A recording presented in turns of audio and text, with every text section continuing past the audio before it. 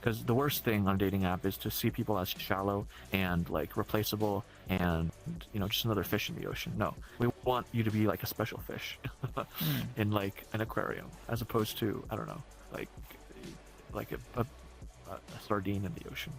So we really want to make people show the best of themselves, and we try to, at least through moderation, enforce good norms of behavior as well. Yeah, real life is more immersive than VR, actually. It's the ideal. So yeah, I don't know, VR lets you meet kind of a wider range of people from wherever, but then I think it's important, or it's good if you can, to kind of bring that into real life. Hello, and welcome to another episode of the Sweet Talking Podcast with me, your host, Nepherti. This is episode 69 of the podcast. A very special number for, I imagine, a lot of people. And for a special number, I think we should have some special guests as well, which we do. And yes, you heard me right. I said guests, plural. So, I appreciate you all tuning in to this episode. But before we get into this episode, I do want to quickly say thank you to everyone in my community who has been so supportive of my subathon that has been going on for a little over a month now. I believe we're in day 37 as of this recording. So I'm very, very grateful to everyone in my community who has been so gracious and so generous. Whether you've just shown up, whether you've just been in the chat, whether you've made the timer go up higher or whatever. You being there makes all the difference. So thank you to everyone who's been a part of that. I also want to say thank you to everyone who has been a part of my Patreon, who has been supporting me over there. I sincerely appreciate all support that allows me to continue to do what I'm doing and lets me know that you are enjoying the content that I am producing in general. So you can check out my Patreon at patreon.com/Nepherti if you'd like. But in the meantime, we'll talk about that later on. I don't really want to go into that too much. It's not really that's not why you're here, but I'll bring it up at the end of tonight's podcast. But with that said, we're going to get that out the way and go ahead and introduce you guys to my guests this evening. So, tonight, I have the great pleasure of talking with the founders of the first VR dating app ever. The founders of FLIRTUal, Kyle and Tony. Kyle is the one on the left with the pink hair, and Tony is the one with the gray hair. So it's great to have you two on. Thank you two for being on. I really do appreciate that so much. I was honestly like, would I ever be able to make this happen? Like, is this like a real thing that I'll be able to do? But this is something I've been trying to like work towards for like months. I wanted 69 to be special, and I thought, who better to have on than you two? And I'm very, very grateful that you two have taken the time to give me some of your evening. So thank you. Thanks for having us. We really appreciate it, Neff. Yeah. And it's a lovely number. It is. Honored to be chosen for this. For this one. Oh yeah. Yeah. I wanted to make this really real special for especially people who have been tuning in and been supporting me for a while. So I think this works out perfectly. So I haven't really had a chance to talk to you guys. Usually when I have my guests on the podcast, I usually have a chance to chat with them for a little while, or at least have chat with them like off camera. But in this case, I've only really chatted with you two over like DMs. And I'm just very, very grateful. I was actually like, whenever you're reaching out to like someone who's like owning a company, you're kind of hesitant to kind of reach out to them, but Kyle's information was kind of readily available, so I just kind of did my research and looked up how to reach out to Kyle, and I failed the first 2 times, and then the third time was the charm. So I'm very grateful that you were very, very nice, very, very, very, very kind, and very, very gracious about reaching out and talk with me and being willing to start the conversation. Because I was very, very worried. I'm like, well, am I gonna actually be able to contact these guys? but thank you so much for taking the time and just being very, very nice about it. So thank you. Yeah. Well, I mean, well, what did you think? Like when I emailed you, I imagine you probably get a number of emails, and I'm sure Tony does too. Like what kind of like what were you thinking? Like I'm not sure if you two have done many interviews, but I imagine there were maybe some doubts. You know, who is this person? Blah blah blah. But what were your thoughts? Yeah, I mean, we've done a couple of interviews in the past, not too many. It's been a while, but we enjoy doing them, and we did a little research, and it seems like, seems legit. Mm-hmm. We're excited to be on. Okay, hell yeah. We really liked how you're part of the VR community, and you're like a, VR. Is the term VR native like us? I don't know. Yeah. Like a VR person like us. Mm. Whereas some of the other interviews we've done, there are people who have never tried VR, right? So there's a big information gap. So I'm excited to chat and get into the details of stuff, whatever you want to chat about, whatever comes up.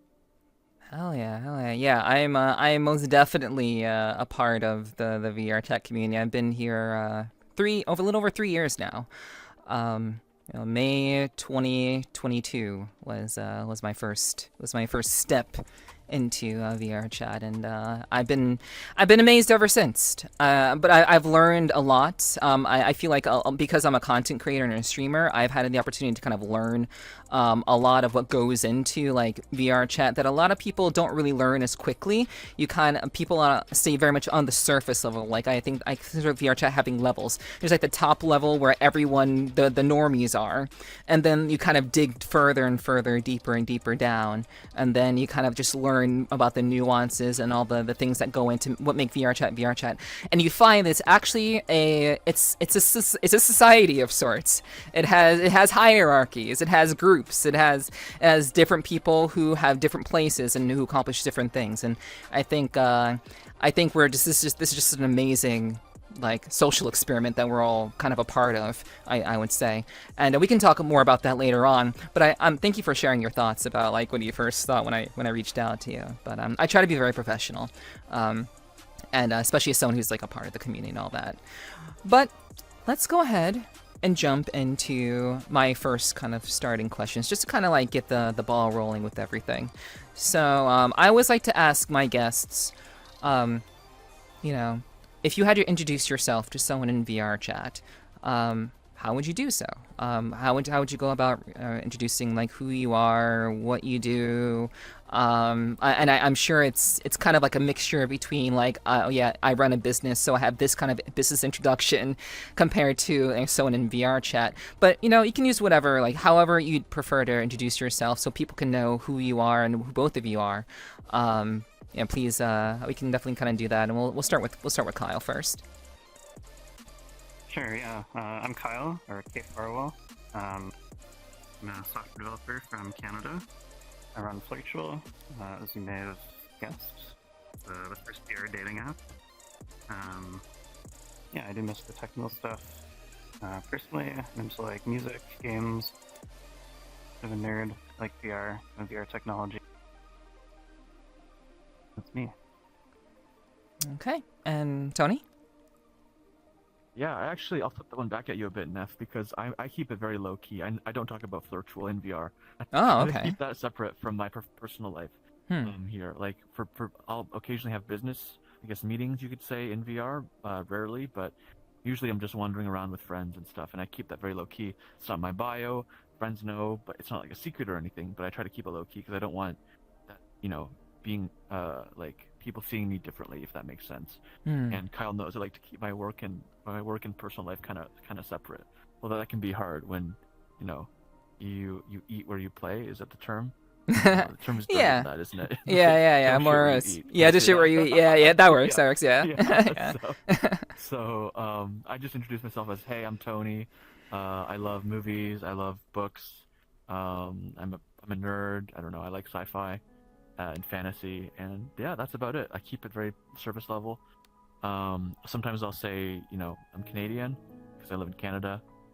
But I'll mostly read someone else's bio and go off of their bio if I find them interesting, if it's a new person. So yeah, that's my approach. Okay, gotcha. I hope I didn't step on any toes by adding you in the notice on Twitter. I am so sorry. I didn't know that you were like I No, could. we're good. Okay, like I could tell that you keep it very low key. I just because like Kyle's information seemed more readily available than yours, but I wasn't quite sure like why there was that dynamic, but you just kind of explained it. So I can understand as like a content creator myself, being a streamer, you kind of want to just involve yourself in VR chat and just kind of be seen as another player, just someone else who isn't like oh look at me, I'm so special, blah blah blah blah. You just kind of want to like get to know people as they are without the potential like them feeling nervous or anxious because like oh you're this and that. So I understand that, Tony. I definitely do get that. Want to keep it low key, but I guess with the streamer life is kind of like it's like a mixture of the two. You kind of have to like if people ask, you tell them. If they don't, you just kind of talk to people like you meet them where they're at, basically, I would say. But yeah, okay, cool. So in terms of like how like you two you've done a lot and you've been in VRChat for quite a while. We'll talk about VRChat in detail like in a little bit, but I want to stay focused on you two. So how I guess what were you doing? What were you two doing before you I guess got involved in VRChat? And we'll start with Tony this time. Wow. Okay. Well, I was in school, so I was doing university, studying business and philosophy. And Kyle, I guess this goes a bit into our story of our founder story. He was an old friend of mine, and we reconnected over email. So we'd been friends for a long time, since we were 9 years old. Grade 5, first day of class, we sat next to each other. It was ordained by the fates. Yeah. And then we were close. We lost contact for a bit in high school, and then we regained contact. And yeah, he told me what he was working on, VRLFP at the time, virtual reality looking for a partner. I'd never really heard of VR or experienced it, and he gave me a demo, and I was blown away. And then, yeah, so that was me before FLIRTUal and before VRChat. But it was really Kyle who got me into VR and showed me VR for the first time. So thank you, Kyle. You changed my life. Yeah, absolutely. And For the better. Yeah. Yeah. Yeah, I would say so. Yeah. Now I'm just here all the time. Yeah. Yeah, that's true. I relatable. I'll ask you too about your VR chat hours, like in the post section or something. But I'm curious actually. But yeah, we'll get into that later on. But Kyle, what were you up to before you got into VR chat? I was also in school, studying computer science before I dropped out to focus on social.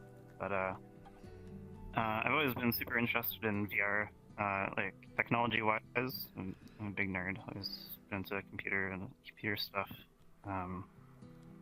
But yeah, I never really had a headset until like 2018. I got a demo from a friend in university, and I tried out the Oculus Rift, the OG, and it blew my mind. The controllers and everything. I don't know. It was super cool.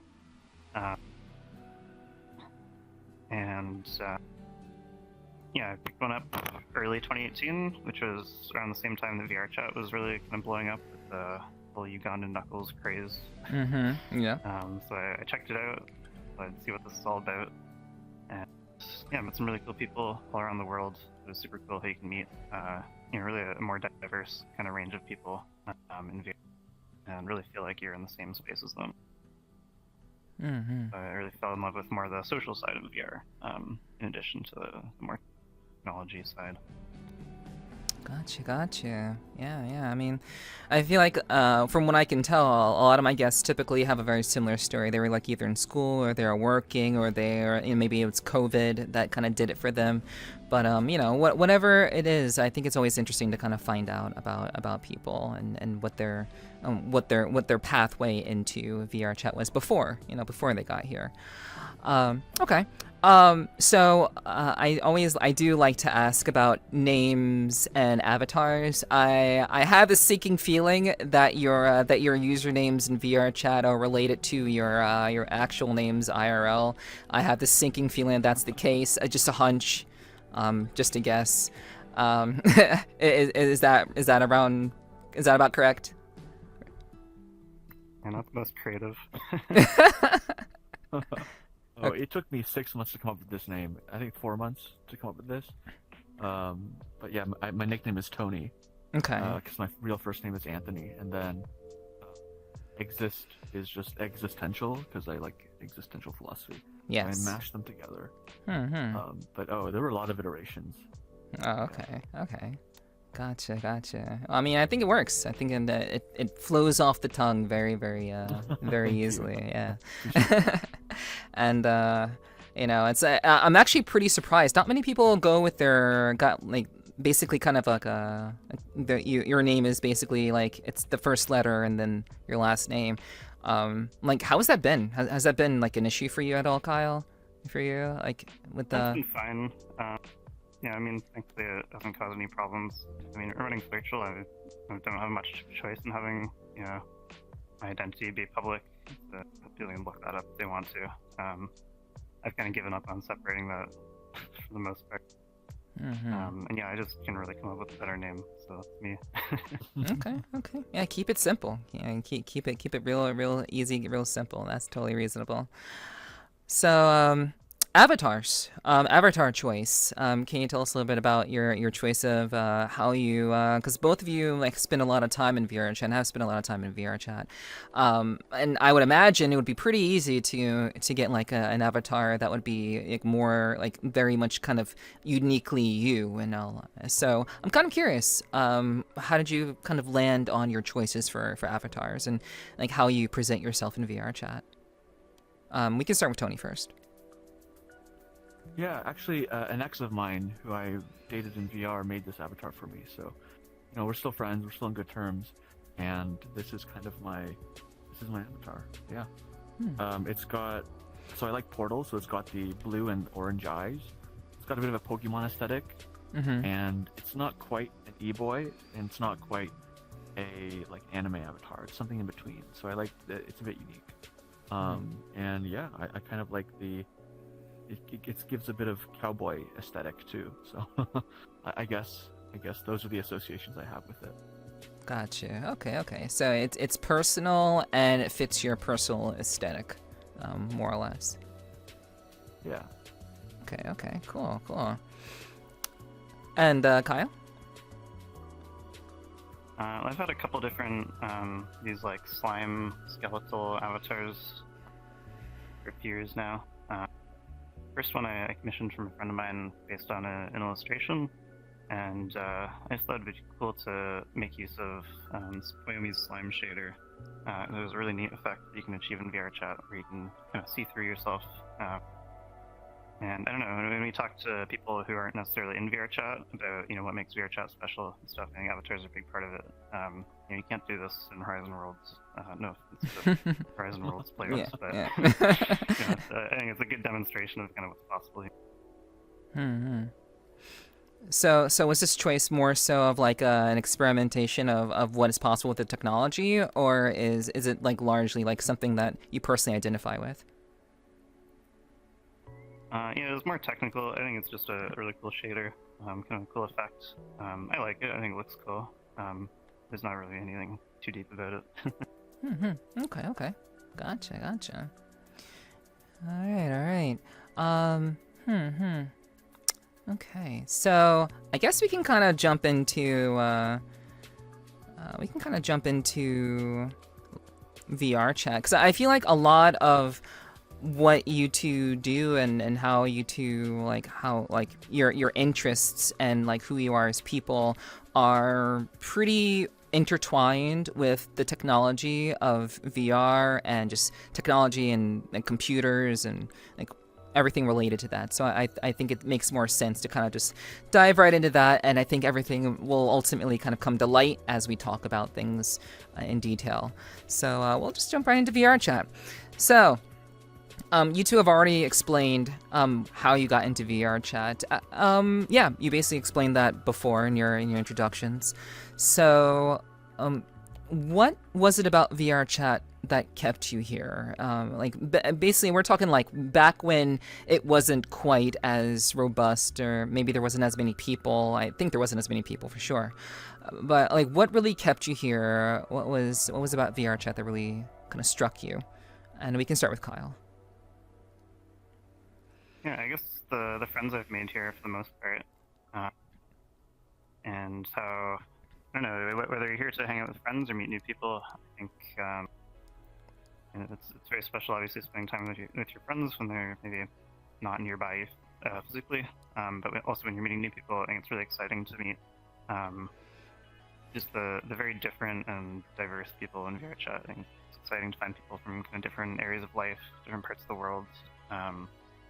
It's always interesting who you'll meet on here, and I always kind of liked like social places like this, like MMOs, stuff like that. But VRChat, I guess, just the really immersive presence you get when you're talking to someone. It feels like they're in the same room as you. I think it makes it easier to form connections with people. Really strong friendships, really relationships. Mm-hmm. Yeah. Okay. I find your emphasis on the social aspect of VRChat very interesting, because most people that I've met and come across who are very technically oriented typically don't really they're very introverted, let's say. So I'm interested as to like how that dynamic doesn't or does apply to you, and perhaps you just kind of override it, since I know you said you're very nerdy, very like computer oriented. So like, how does that affect you? Like, does it affect you at all? Yeah, well, I am also a very introverted, quiet person for the most part. But I guess I feel a little more comfortable in VR compared to in real life. I don't know. It does feel, kind of face to face, but still it's kind of a bit more of separation, I guess. Makes it a little bit easier to be, I think, comfortable. I do use my real name, but still, it's not really like you meet someone in VR and maybe you don't get along, and you're never going to see them again. They're never going to see you again. So I don't think that's part. Okay. Yeah, I get that. And with you, Tony, like how has like what really struck you about VRChat when you first got here? Yeah, I would say kind of like what Kyle said, just the breadth of people that exist on this app, not just in terms of where in the world they come from, but what kind of backgrounds they come from. I just have never been exposed to people from such different backgrounds, whether that's like jobs or like, cultures or like, I don't know what other backgrounds, like interests, subcultures. There's so many. And, I think that has really, I've just met some really deeply interesting people here. And I like meeting interesting people. I would say I'm pretty extroverted, and I really like how VR lets you choose the spaces you can create together, and like the social spaces you can forge. You can hop in, you can go to a party world for one instance, and then jump into like a private world with a few friends after like 5 minutes if you're not feeling it. And I usually don't like the big party world, so it gives me a sense of this social interaction that I'm craving, like these kind of deeper conversations and deeper bonds without the logistics of having to, because I've also been nomading a lot for this startup as well as just in general in my life. So some of my VR connections have been some of my closest connections for me throughout the years. Yeah. So when you say nomading, do you mean like you travel a lot, or you just kind of been like a wanderer like in VR? Like, what do you mean by that term? Oh yeah, sorry, like nomading like in physical reality. Like I was traveling to, say, San Francisco to work on this startup. We tried to raise some money, and we raised a bit of money. From angel investors. I did a master's degree, so I had to travel for that to a different city. My family moved, so I was with them for a time, so I had to live with them for a time. Now I moved again, So I've done an aggressive amount of moving in the last 4 years. Okay. So ever since starting FLIRTUal with Kyle. So yeah, that's been a theme. And we lived together for a while actually too, for a summer. Okay. Gotcha. I mean, it's pretty interesting. I would imagine I would imagine some of the best partnerships in terms of business can be very much well forged between friendships, complementing each other's weaknesses with each other's strengths. I think really works out pretty well. And just to kind of clarify things, I do want to just kind of briefly mention this. I didn't mention this in your introductions, but Kyle is the creator and lead developer of FLIRTUal. I'm not sure if that was explicitly mentioned, but I do want to say that. And Tony, my bad, is focusing on partnership and safety. So I think that kind of coincides with what Tony was saying about traveling and meeting with investors and just kind of forging those relationships across different opportunities. So I think that's just kind of important to kind of mention. It does coincide with what you two are doing and as professionals and as people. So just kind of mention that a little bit real quick. But back to VRChat. What is it? How has VRChat changed your life? I know it's a very, very broad question, but I think it's a very important question. Since you two mentioned that, and VRChat has changed my life significantly as well. But how has that happened with you two? And we can start with Kyle. Yeah, I mean, pretty drastically. Obviously, like my career built in VR and VRChat. I met my wife in VRChat. Many of my closest friends. I spent a lot of time in VRChat, talking to people from VRChat. Yeah, it's basically taken over my life.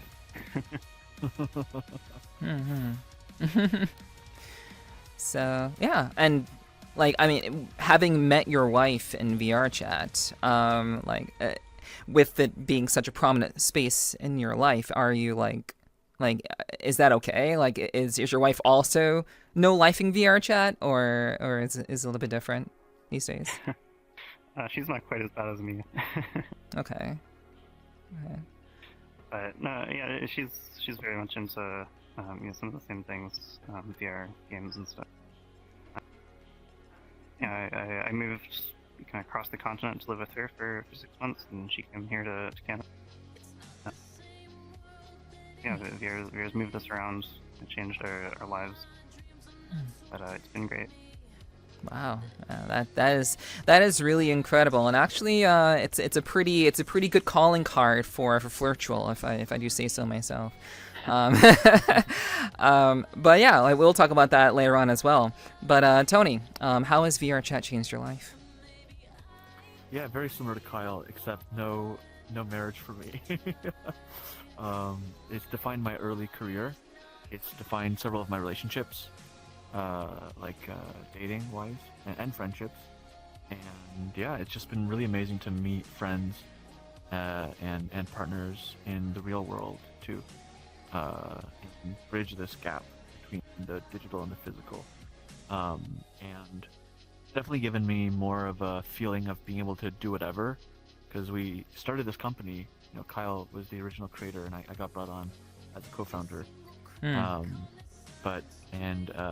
It's just, it really opened up my world. So I'm grateful for VRChat and for FLIRTUal as well. And I'm going to do the thing right now where I change headsets. So okay. I'll be right back. Okay, but gotcha. feel free to continue. Okay, we'll do. Don't tell the secrets of the Krabby Patty. Okay. Well, we'll keep that one a secret for now.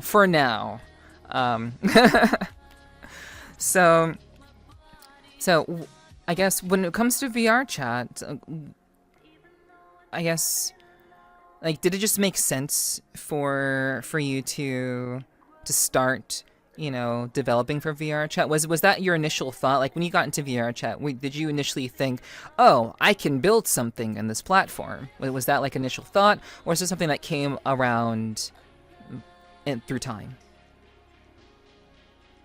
No, I didn't really go into VRChat from that angle. I mean, I liked VR, the technology. I didn't necessarily have anything in mind specifically. I thought it'd be cool maybe to make VR games or something. But yeah, I just checked out VRChat because it was quite popular at the time when I picked up my headset, and I don't know, I fell in love with it. Yeah, it was really cool. Okay. Has VRChat? I guess what is one thing about VRChat that you actually that you find positive about the platform? And it can't be the friends, it can't be the community, it can't be those things. And I've had to caveat that because people typically say that about VRChat. So what is one thing that you find positive about VRChat, and what's one thing that you believe that can be improved on with the platform?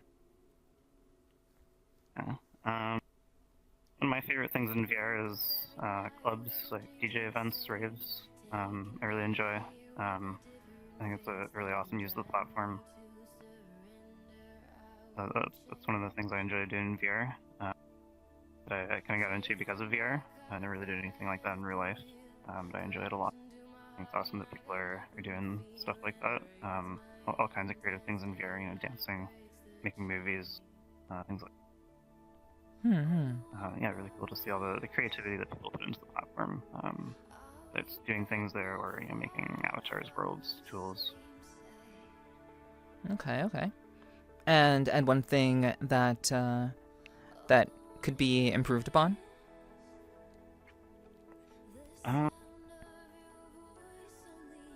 don't know. I'm a pretty big fan of pretty much everything that VRChat's doing. It's not 100% perfect. There are definitely more cool things I'd like to see, but yeah, I guess historically, like, safety has been an issue. Continues to be for sure, but I'm happy to see that VRChat's put a lot of work into kind of improving things there recently. Yeah, I'd be excited to see more kind of opening up of VRChat for developers and people creating. You can do some really cool stuff with the built-in Unity SDK and stuff. But I would love to see more like integrations with things maybe outside of VRChat. Kind of more opening up of things there. But for the most part, I think VRChat's doing good stuff. Okay. Do you have any particular do you have any particular thoughts about the because you were around before Easy Anti-Cheat came around and that culture? Do you have any particular thoughts with regards to that being implemented, and I guess just how VRChat has ultimately changed and evolved over that period of time? Do you think it's been a help, or do you think it's been a hindrance? I guess namely for not just players, but also for people who have been developing within the VRChat space. Do you think that's been a good thing or a bad thing? Or obviously not just black and white, but what are your thoughts regarding that, if you have any for that? Yeah, it's definitely both. I haven't been crashed in VRChat pretty much since then. Not often, which is, has become less frequent over time. Back in 2018-19, that would be a pretty constant occurrence. So I'm glad that that's pretty much been solved. But yeah, it's a huge trade-off. It's unfortunate that people are no longer able to make some of the things that were being made for VRChat, especially accessibility tools. Thankfully VRChat's kind of integrated some of those more directly, but still it kind of closes the door for more innovations there. Other kind of tools that could be built on top of VRChat, which I think is unfortunate. But there's an understandable decision to make. I can't really fault them for it. Mm-hmm. Yeah, I can definitely understand that. I was very much on the tail end of the previous iteration before pre Easy Anti-Cheat. I came in right around almost maybe a couple months before that happened. So but yeah, it's definitely been a shift for a lot of people. I didn't quite understand it at the time, but obviously the more you do what I do, the more I've learned and kind of gotten insight as to why that was the case. Do you What is it about VRChat that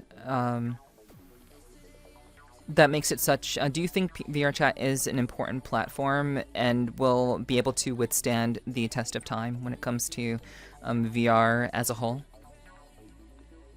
I hope so. So I like pretty much everything VRChat's doing, especially compared to some of the other options. And some of them are fantastic, like Resonate, Chiller are doing awesome things too. But all of this kind of type of social VR platform, I guess the VRChat type, I think I like what they're doing in comparison to like Horizon Worlds, Rec Room, which are also great platforms. It's great that Meta, for example, is pushing VR forward so much, but I'd be very sad to see Horizon Worlds take over and VRChat die. I think that would be a very unfortunate outcome. VRChat being as open as it is, and there's room for improvement. There's room for it to be more open, but still, in comparison to most platforms, I think it's something very special that I hope sticks around. Whether it will or not is pretty hard to say. Obviously, Horizon Worlds hasn't had the greatest start, but they're making progress, and who knows? Maybe that'll be locked down more in the future. I don't know if maybe VRChat will be pushed out. I hope not. Yeah. Okay. All right, sounds good. Hell yeah. So we'll bring Tony back in. Okay, so for my next question, I do want to ask about your experiences, both Tony's and your experiences, Kyle, with how VRChat has changed and evolved since you first came in. You talked about the Uganda Knuckles craze. That was essentially what really kind of got everyone's attention. It was the big thing, especially on social media, on YouTube. It's the reason why most people decided to give it a try, I think, because it just seemed kind of chaotic and really, really wild, and very much wild west during the period of time of like 2018, 2019, that sort of era, way before me. So I'm curious as to your perspective on how VRChat has evolved as a platform from that period of time to now, and how if there's anything to reconcile between those two experiences, those two perspectives, what would that be? So we'll start with Tony with that. Okay, that's a bit tough for me because I wasn't around all the way back then. I only got my first time in VR was 2020. Okay. I bought my first Quest 2 in late 2020. But I can That's fair. give my experience of what's changed for me, which is just that, like, sociologically in my own social network, in my own friend group, some people come and some people go. I think that's been the theme. Like, some people are here for a time, either they're they're in school, or they move to a new place and they don't really know a lot of people, or they've got these circumstances that kind of encourage them to spend a lot of time in VR, and they'll either stick around or they won't. And sometimes there's like eras, I would say, of different friend groups where you'll spend a lot of time with certain people and less with others. That's been the case with me with dating as well. Like, when you date someone, you spend a lot of time with them and in VR, but when you're not dating with them, I've been through periods where I'm not in as much as VR as other periods. So I guess it's just a bit more of like period, like the tides or something. It comes and goes for me. But I've made friends that are like rock solid throughout this period, so that's been great. But these friendships often take place then outside of VR. They don't have to take place in VR, right? They move to Discord or like other ways to connect. Yeah. So that's been my experience of the changes in VR. Okay. And you mentioned, like, you use the term periods. So have you come to expect that there will be a little bit of a shift eventually at some point, like even when it comes to like dating? Is that kind of your perspective about it, since you've kind of experienced like 5 years of just experiencing VRChat and having to deal with that constant like evolution of like, well, I was with this group, now this group, with this person, that person. Is that do you kind of expect that these days? Yeah, a little bit. I think the periods are changing because I'm getting a bit older. I'm turning 27 soon. and oh, sorry, bit of lag. I'm turning 27 soon, and when I was in my early 20s, dating and friendships, they felt really new and exciting and invigorating. And now I'm looking for something more serious. I know late 20s isn't super long. This isn't super old or anything, but that's just been my kind of feeling of looking to settle down more. Whether that's in a place like in real life, I live in Toronto these days. Like I'm trying to settle down roots somewhere, and also like settle down roots like in a relationship and stuff like that. So yeah, it's just, I guess, the era of my life with VR. I don't think it's ending anytime soon, but what I'm looking for is very different. Whereas before I would chase novelty a lot more and meet a lot more people, these days I'm focusing on maintaining existing friendships, and it's like a no new friends kind of era. Yeah. Like you've. I'm curious to hear your thoughts too, but Yeah. I can talk about my thoughts after we've heard from Kyle, but I can definitely respond to that for sure. For sure. Yeah. So your perspective on VRChat that has been changed from 2018 to like now, or like how is that? How do you kind of reconcile those two periods of time? And there's probably more in between, but how do you kind of see, like, is it a positive change? Is it not so great, or for you personally, and I guess in VRChat in general? For me personally, and the biggest change I think has been, unfortunately I don't get into VRChat as much as I used to. I still do mostly to host like FLIRTUal's events, which I enjoy a lot, and I see friends here and there. But FLIRTUal has consumed most of my time, so yeah, I don't get in quite as much as I'd like to. But it's not to say that VRChat is like drawing me in less. I still very much enjoy all my time in VR, and I would like to spend more time. Back in like 2018, 19, I'd be on VRChat every day, more or less, and I don't know. It's changed. I wouldn't say it's necessarily a good or bad change, like VRChat itself, or the VRChat kind of community as a whole.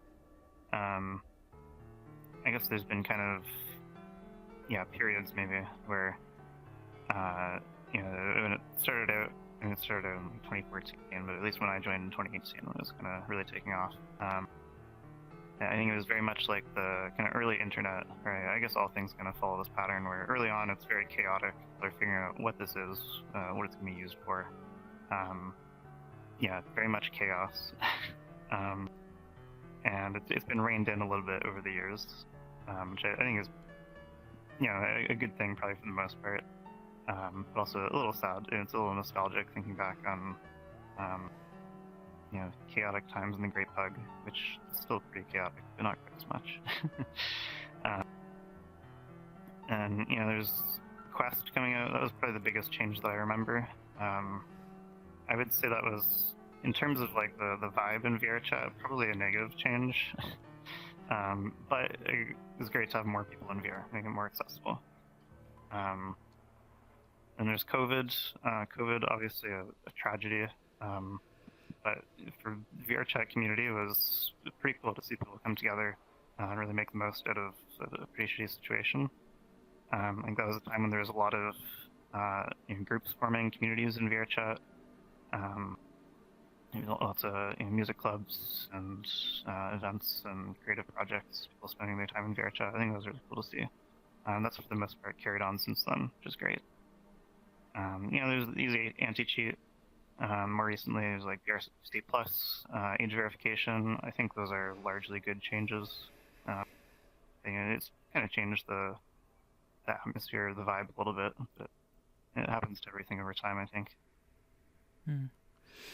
And would you say that that VRChat, it was better back then, or is it better now? I think I look back on it with nostalgia, which is maybe not objective.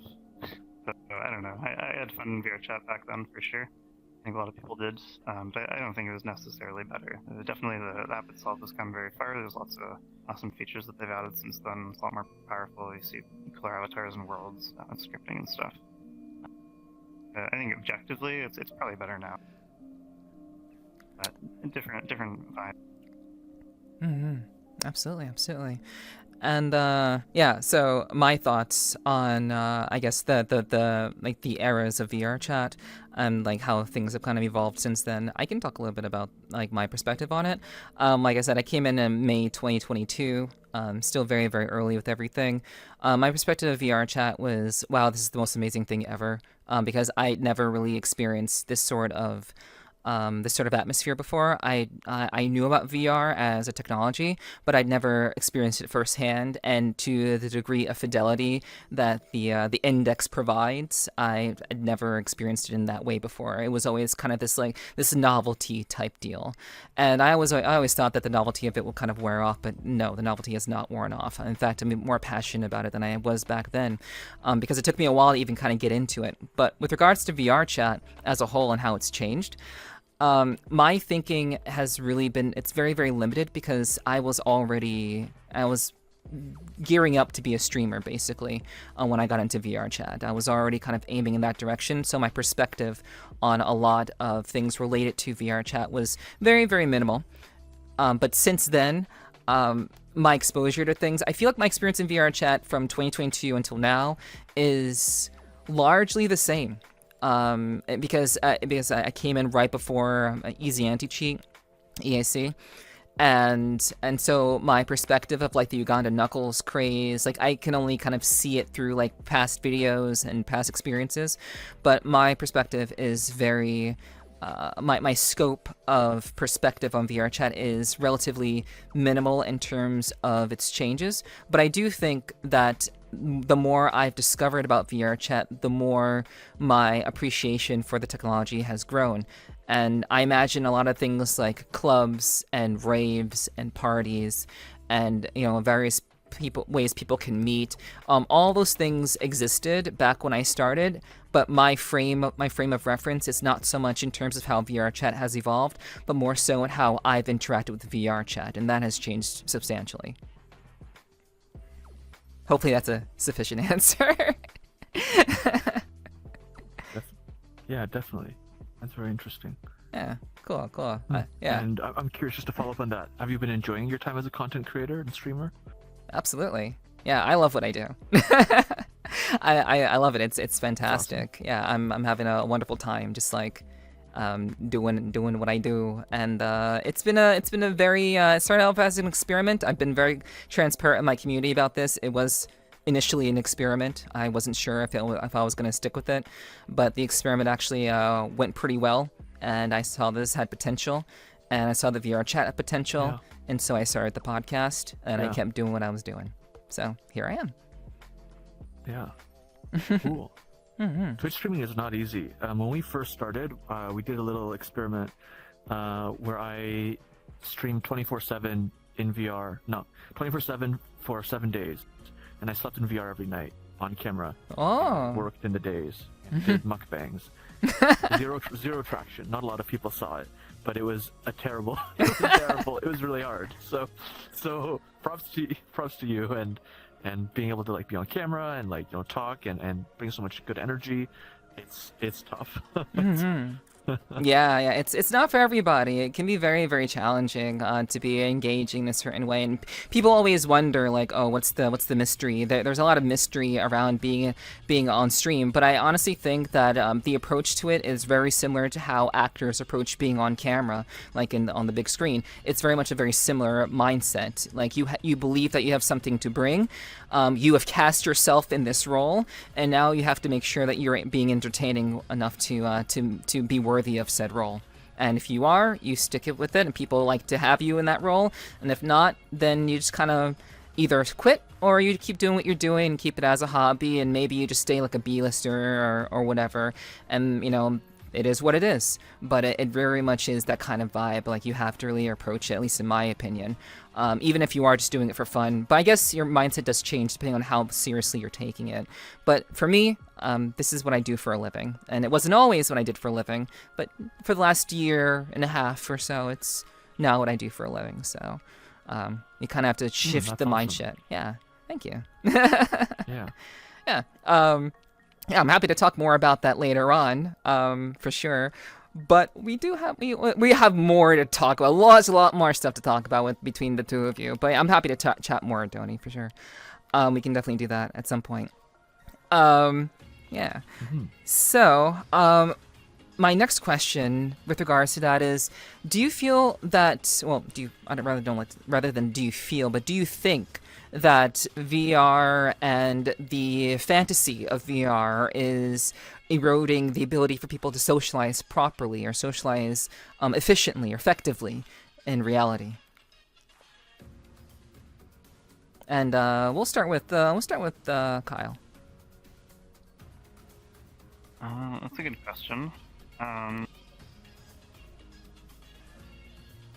Yeah, I would say as far as like technologies go, I think VR probably, I like to think it has a positive effect. You know, it allows people to socialize with their friends or new people, even if maybe they move around or they're in a small town or whatever, maybe their friend moves. I think it's really cool to bring people together, and it's a very social experience. It's not just playing a game by yourself. You're socializing. Not exactly the same as real life, not quite the same, but still you make eye contact, you feel the person in front of you. I think it's very social. Compared to other technologies, like I think smartphones are probably horrible for that. They've probably made people's social skills degrade pretty severely. Social media on a flat screen, probably not the best. I think as technologies go, VR is doing pretty well there. There are a lot of younger people who are growing up in VR, Gorilla Tag, Prize and World's VRChat, whatever. And for them, I think it's a very social experience. For the most part, they play multiplayer games with their friends, whether that's from school or elsewhere. I don't know. It seems to me like that's not been a negative thing, but I guess we'll see how those people turn out when they grow up. Whether VR has infected their minds or if they can still socialize. Mm-hmm.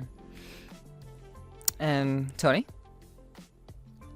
Yeah, I have some agreements and some disagreements. I think, I agree with you that VR can do a lot of good in bringing people together, and it's great to keep in touch with people, and it's definitely a very humanistic technology compared to, say, your examples of social media and smartphones, and even like AI companions, right? Like, don't spend all your time talking to this AI chatbot, and talk to a real person in VR. That's probably a better, more social and more like socially connective way to like build, I guess the formal term is social capital, but just like social skills or like social connection. Yeah.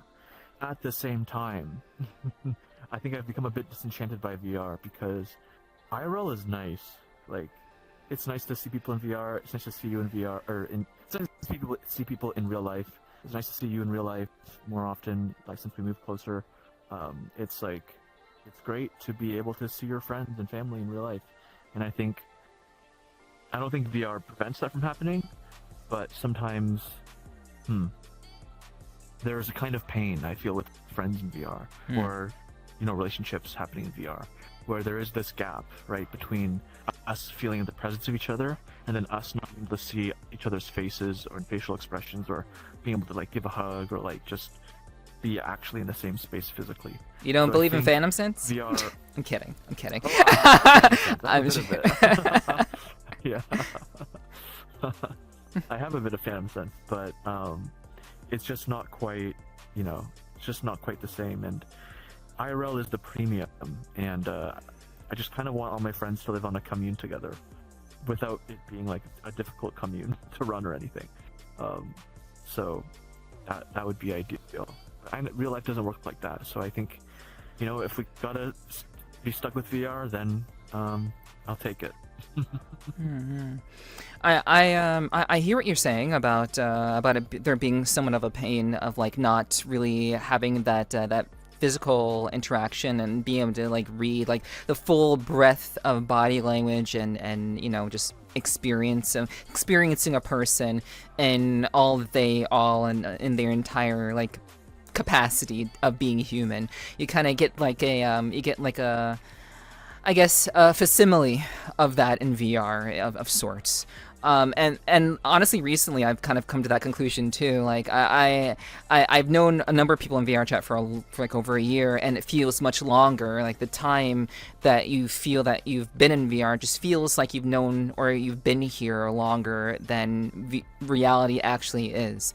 And I've just kind of come to the conclusion that, like, why do I have these arbitrary walls of not having the ability for someone to see me or to know, like, what I look like IRL? Like, what am I afraid of? Like if I care about this person, I've known them for like a year or more, like at that point, like they're pretty much a part of my life at that point. Like we've had a pretty good friendship. It's worked out pretty well, especially if we've built it in VR of all places.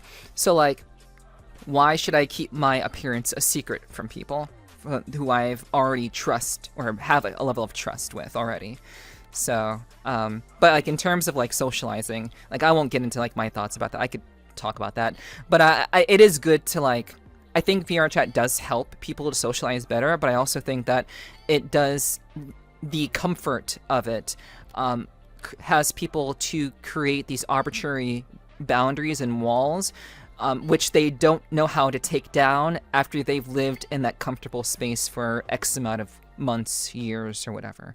And I think that kind of hinders the ability of traversing the space between reality and the fantasy of it, because like you just perceive someone as their avatar and as their personality, but then when you see them in person, I think that has the double effect of, wow, this person's really, really nice looking, and wow, I didn't know this person didn't quite look this way, and maybe there's like a little bit of a loss or a gain depending on how that feels. So it is kind of scary. Well, you've touched on a really interesting topic. I think we should talk about it. Sure.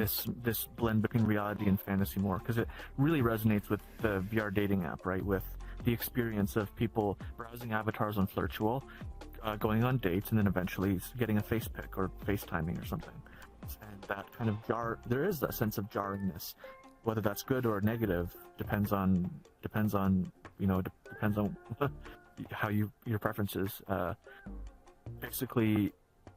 And I always find that when I meet friends in real life, even though I know what they look like, usually, like we've exchanged pictures or whatever, like it takes a day or two for my VR memories to like overlay over their real life face and body. Right. Like I see both. And after that, once I know what they look like or what they are, like spike. Once I know what they look like in real life, in VR, I always see their real face, almost superimposed in front of their avatar. So it's a different experience, definitely, once you've traversed that. Do you find that to be the case, Kyle, at all? Yeah, maybe a little. Yeah. Yeah, I think it's very special to meet someone in VR and then meet in person. I think that's kind of very much what we cringe with FLIRTUal. Some people keep it totally in VR, whether it's longer or short-term relationship. But we sort of push people towards meeting in person. And we see a lot of, and try to encourage, is like medium distance dating, where you're not in the same city, but you're not on the other side of the world. So maybe a couple states over, you can drive over to a short trip over to visit once in a while. So I think that obviously, real life is more immersive than VR, actually. It's the ideal. So yeah, I don't know. VR lets you meet kind of a wider range of people from wherever, but then I think it's important, or it's good if you can, to kind of bring that into real life. That is difficult if people are far away, if you're not able to travel. But yeah, ideally. Yeah, I mean, there's this is really great, this really great episode of Black Mirror, which I call the VRChat episode.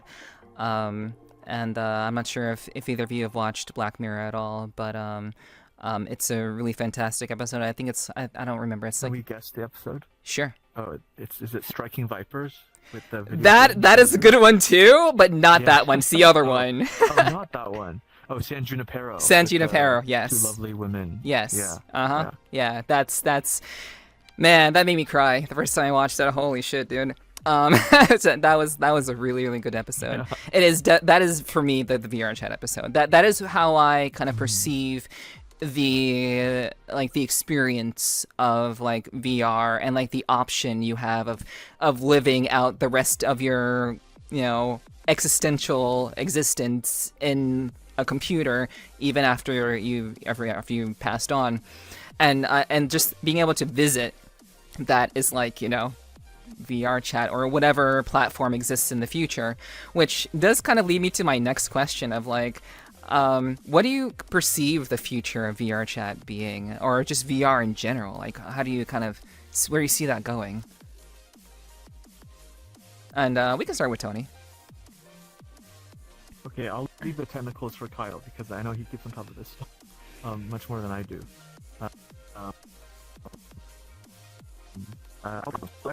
So I think VR will be adopted more socially, especially as we see the current generation of VR technology is really used by kids for gaming. Like that's the majority use case, especially, every Christmas there's like new quests being sold to kids. I think those kids, having grown up with like the technology of VR, they'll have their VR legs. They won't be nauseous. They'll spread it to their friends. That's the generation that will grow up in the whatever it's called, the metaverse. So I think they'll spread it from the ground up towards older generations. Like we see parents using their kids' VR headsets for fitness or meditation or something. And I think that's going to be something that's different with the future of VR, is that it will become more mainstream. And I think that mainstream use case will lead to a more connected world in a lot of ways. And I'm looking forward to that too. And I think that it'll help grow FLIRTUAL too, which will be nice. Mm-hmm.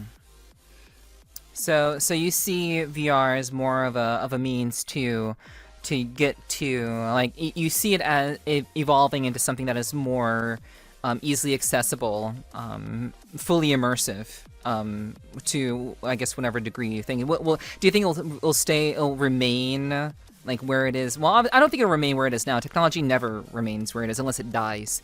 But I do like to think that there is a future of VR. But do you think that VR will just simply remain just on the baseline of like general immersion, or do you think it'll go further? Yeah. Basic uses and. I think I've been bit by my tech fantasies before because we got into this, and cause I think the Quest 2 technology compared to, I'm using the Quest 3 now, it's not that different. It's kind of like, it's a bit nicer, runs a bit faster, the resolution's a bit of an upgrade, but it's not a wholly different product from like 4 years ago, 3-4 years ago. So I'm a bit jaded in terms of VR development. And I tried the Apple Vision Pro, and it was okay. It was a very nice resolution, but it lacked a lot of the I miss the controllers, I miss the controllers and the ability to like control stuff with them. So I don't know, there are trade-offs everywhere, and there are divergences in the VR technologies in which way they'll go. I think this kind of VR immersion, especially with PC VR, we might be actually going backwards with standalone VR becoming the norm, right? Because the graphic fidelity that we're enjoying now is not the norm for most people in VR. They're still stuck in Quest world. Yeah. So, yeah, I think there's going to be stops and starts in the VR industry, and trying to make predictions on the state of technology in the industry is just, it's not a fruitful exercise for me, at least. Okay. I think Kyle thinks differently, though, so I'm ready to debate or hear your opinion. Yeah, I think it's very hard to say. It's something I spend a lot of time thinking about, like, where it's headed. So obviously it's relevant to us for FLIRTUAL, what we want to focus on, where we're going to find new members and stuff, and just personal interest to me. It's hard to say. Meta has been pushing VR more than anyone else for a long time now. It seems like their focus now is very much more on the augmented reality glasses. They're still doing some really cool stuff on Quest in VR, but one possibility is that they converge and it's just glasses going forward. I hope that's not the case. So I think you lose a lot of the immersion with glasses, no matter how good they get. For one, the fidelity is going to be nowhere near even the Quest for a long time. And you don't get the field of view, you don't get the light blockage as you do with the headset. I think that probably Meta will continue to sell VR headsets for a long time, so will Valve and others. but I don't really see a path towards the headsets becoming more mainstream significantly. So I think the glasses are going to be mainstream, and not very many mainstream customers are going to buy glasses and a headset. So yeah, I think it's very much headed backwards in that sense. But also, there are people working on the headsets. Meta has some prototypes that are very impressive. Valve is working on something, I'm sure. Others, big screen. I love the Apple Vision Pro. I think that's pretty impressive. They have kind of the same problem. They're going to be doing glasses as well. Yeah, I mean, going from the Rift to the Quest, the original Quest was definitely a big downgrade. They've caught up a little bit with the Quest 3. I agree it's going to be tough to fit PC VR level VRChat into a standalone headset. Realistically, most normal people are not going to hook their headset up to PC anytime. So that's going to be tough, but I do think they're getting faster. The Quest 2 to 3 wasn't a huge jump, but it was kind of significant. I know there's a lot of progress kind of making small things faster. Handhelds like the Switch, the Steam Deck. They're becoming more capable. Cloud streaming is becoming more kind of viable. So yeah, in terms of like headsets we use today, I think they'll be better in the future. I don't think they'll be super mainstream, except for the kids growing up with them will hopefully continue to use them. It's kind of our only hope, I think, as like an industry. Yeah, eventually maybe we have like neural implants or something, BCI, full dive VR, whatever you want to call it. I think that'd be pretty cool. I have no idea how far out that is. Probably not anytime soon, but I'm excited for that. Yeah. More track. Yeah, I see haptics becoming more of like more commonplace. I think that may be like the first step, like actually creating a more immersive experience through just haptic feedback and kind of integrating that into, like not current hardware, but future hardware. And then perhaps, like you said, the idea of like headsets potentially becoming, maybe becoming mainstream. Maybe it won't be headsets. Maybe it'll become less of that sort of thing. And manufacturers will be like, headsets are just not working. They're not working for people. We can't just stick with this type of technology. And perhaps, we'll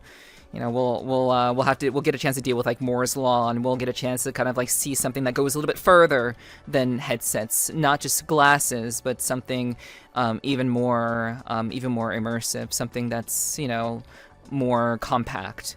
But those are all kind of like, we're getting to like super sci-fi, like in Black Mirror type territory, and we can't really kind of determine that at all. It's very, very indeterminable at this point, because it's so hard to see the future of VR as we are now. But I think it's easier to potentially see the future of VR less in the hardware sense, but more so in like the software sense of like how we will interact in these VR spaces in a software type space, even if it is still headsets. And perhaps with haptic technology improving, maybe we'll get to a point of like actually be able to have phantom sense. Well, not even have phantom sense. We'll be able to just feel things because technology will lower in price, and everybody will have access to haptic feedback, haptic vests, so on and so forth. Maybe somebody will develop a whole suit,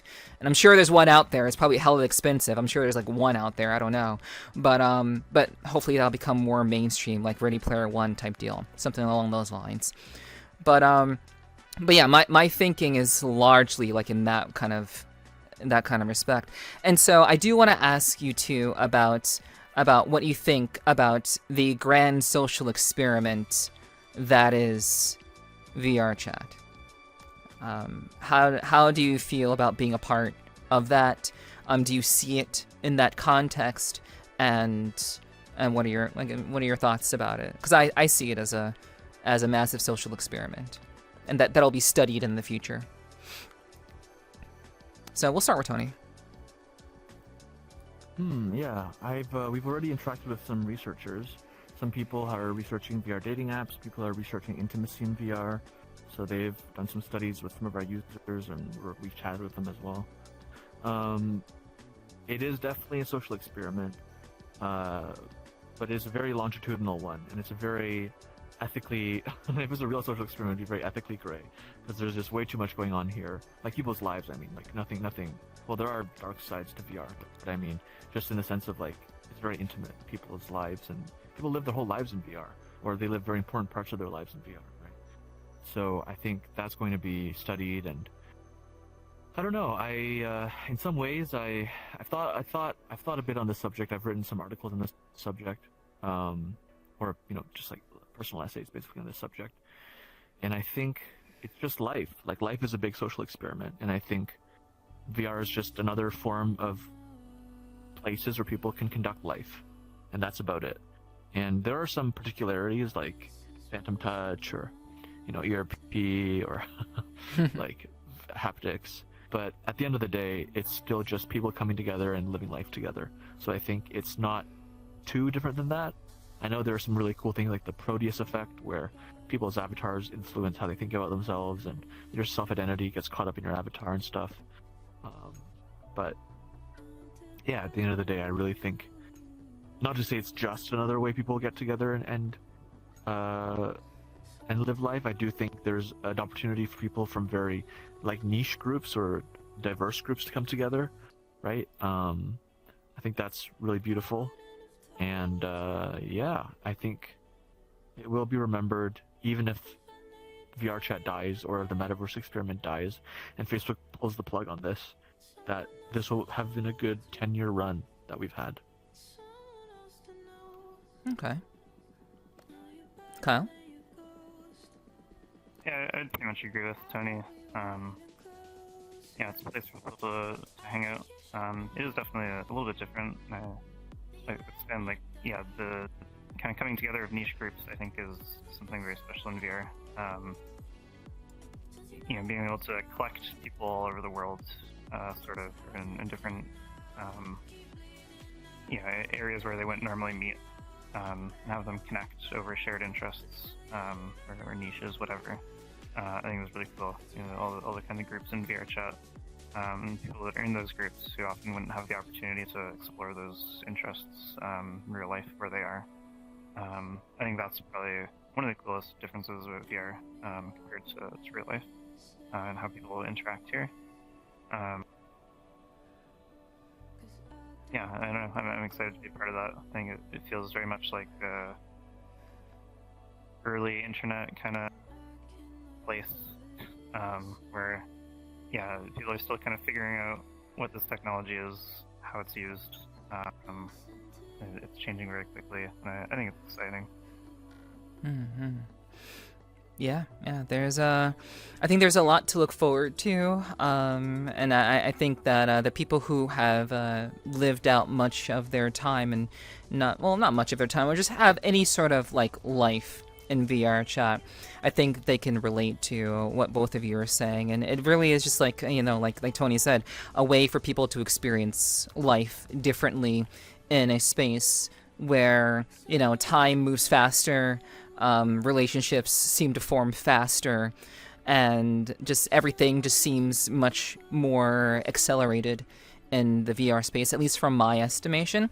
I'm glad I see Tony nodding his head. So I don't know why that is, or why VR kind of lends itself to this acceleration type of, like, why our brains kind of register like our interactions here in a more I guess in a more accelerated manner. Do you two have any thoughts on just like that, why that happens, or why our brains do that? I remember reading during COVID that you make memories in two ways. One, when you have high emotional experiences, and two, when you are in new places physically. So VR presents us with, unlimited new places physically, like spatially. Right. We're in these worlds together, and they can be so beautiful, and they're just very like enriching to look at and be in, especially during COVID, or especially if you don't live in a super exciting area, or you're stuck in a small town, or you just work a job and not just work a job, but you work a job and then you don't really get to see your city or whatever. So VR provides this unlimited play space on the spatial side. And then on the emotional side, well, you know, you can stick your hand in the drama, of course. There's always drama running around. But even in like in the positive side of like meeting friends and stuff, you can build really deep connections very fast in VR, I think, because to wax poetic, you can see someone's soul when you're not stuck in the real life embodiment of them more. Right, you really see what they present as. You really see them personality first. I think you really get an inner look at who they are in a deeper sense when you're in this virtual space. Like I really feel that, and I think that's a really special thing. Yeah, agreed, 100%. What do you think? What do you think about that, Kyle? Yeah, I totally agree. I think VR is like a teleporter. I think if we all had teleporters, life would go by faster. You know, spend time traveling from place to place. On one night, you might go to 10 different worlds. The click of the button. So yeah, you can do things faster. If you're not liking what you're doing, you can take off the headset. You can hop somewhere else quickly. So yeah, it kind of condenses things that happen. And yeah, people are, I think, more of like their true selves in VR. Just people want a chance to open up, and maybe they don't in real life. And that probably, I would say, on average, leads to more intense kind of emotional interactions. Do you two think that people are showing their real selves here? In my personal experience, I do think that does occur, but I often find that people prefer to keep things very surface level, and we'll say in VRChat, since that's where we are right now. I feel like people tend to keep things very, very surface level, and you don't really get to see the whole person. You get to, I guess, just like with streaming, you show what you want to show to people. So I guess it's similar in that kind of performative way. But I think just even people who aren't trying to perform, I think people come to VRChat because they're ashamed of who they are IRL. Well, this is like one of many reasons, but one of the reasons could be that they are ashamed of what they are, who they are IRL, and they come to VRChat, and then they proceed to facilitate the same lifestyle and the same mindset in this space, in which case they don't really explore or try to do anything differently. So, do you think that people do, like, wholeheartedly do show, like, who they are, like, who they truly are here? Or is it, like, just people who are just kind of struggling to, I guess, find a reason to continue to live life, perhaps, despite, their own personal shortcomings IRL? We can start with Kyle. Sure. Yeah, that's a good point. I mean, it probably varies from person to person, I think, quite a bit. But, yeah, maybe the true self, or like their whole self isn't the right term, but I'd say it's definitely a different self for a lot of people. People maybe experiment more in VR. People that are part of subcultures or identities, or maybe they wouldn't be open about that in real life, I think have a chance to open up in VR about that. I think that's a good thing. It makes them, maybe they don't share all the personal details of their life, but I think it's in a sense a more like authentic version of themselves, even if it's not the full version of themselves. I think that's a cool thing in VR that I think makes I don't know, makes things a little more interesting. Okay. Yeah. And Tony? Yeah, I think there's some truth to what you're saying. I think, interactions can be surface level. Like, I'm not saying every interaction I have with someone or someone new is, like, super deep. But I think the ability and the, I don't know what the right term is. Like, you're allowed to be deeper in VR right off the bat than you are in person or in real life. And I think I'm a hoe for authenticity, and I'm a pretty pushy. So I push for, openness, and I'm very open. So I try to push for these deeper conversations and interactions, and I get them, and I find them very fulfilling. I have to turn that off. I gotta turn that off when I'm at parties. People don't want to talk about, they don't want to go real deep in that, but sorry, go ahead. Yeah, so that's, you can make what you want out of your interactions in VR, and I've made that my case in VR. Although less so these days, because again, no new friends. That's my no new friends era. Just because I find it's important to focus on the friends I already have in VR and in real life. But of course, if someone really interesting comes along, I'll make room. That's fair. That's fair. Yeah, I can definitely understand that for sure. And I mean, do you? I forget what the term is called. But like, you can only have like so many friends. Like, you only can have like what's like 100. What is it, like 145? 140? Like what that? You know what I'm talking about, right? That like, do you believe that's true? And do you practice that in VR? Number? Yeah. Oh yeah, Dunbar's number. Yeah, there we go. Yeah, that's what it's called. Isn't it like 70 or something, or 150? I thought it was like 150, something like that. You know. Well, I think that's the number of social connections you can like reasonably be expected to remember stuff about, or like be in your tribe or something. Yeah. I'm not nearly close to that. I'm thinking way more smaller terms of friendship. Okay. Yeah. Yeah. All right. Gotcha. So what you're saying is everyone on your friends list isn't your friend. Oh no, I purged that friends list. No, Okay. If you've survived the purge, then you're a friend. Okay. Gotcha. Yeah. Okay. And Kyle, what do you think? I'm the opposite. I've never removed someone from my friends list. It's too much work to go through them, so I don't know how many people on there are. Unfortunately. Okay. But yeah, I think probably the same rule more or less applies in VR. You definitely have the opportunity to meet, I think, more people and more quickly. A wider range of people. It can be hard to keep track for sure. But still, you have groups of closer friends and acquaintances. Okay. So, I'm thinking. I know there's a lot more that we can talk about with regards to VR, and maybe I'll ask one more question related to VR. I've been very much involved in the social aspect of VR. Obviously, my work demands that I'm social and I have to be social. But like in terms of like, meeting people and meeting new people and like that whole thing, I don't know. I want to know what you two think about the idea of. Do you think that people spending a lot of time in VRChat is something that can be is something that is a positive thing? Like people essentially like spending like hours and hours and hours in VRChat because for whatever reason, for whatever purpose.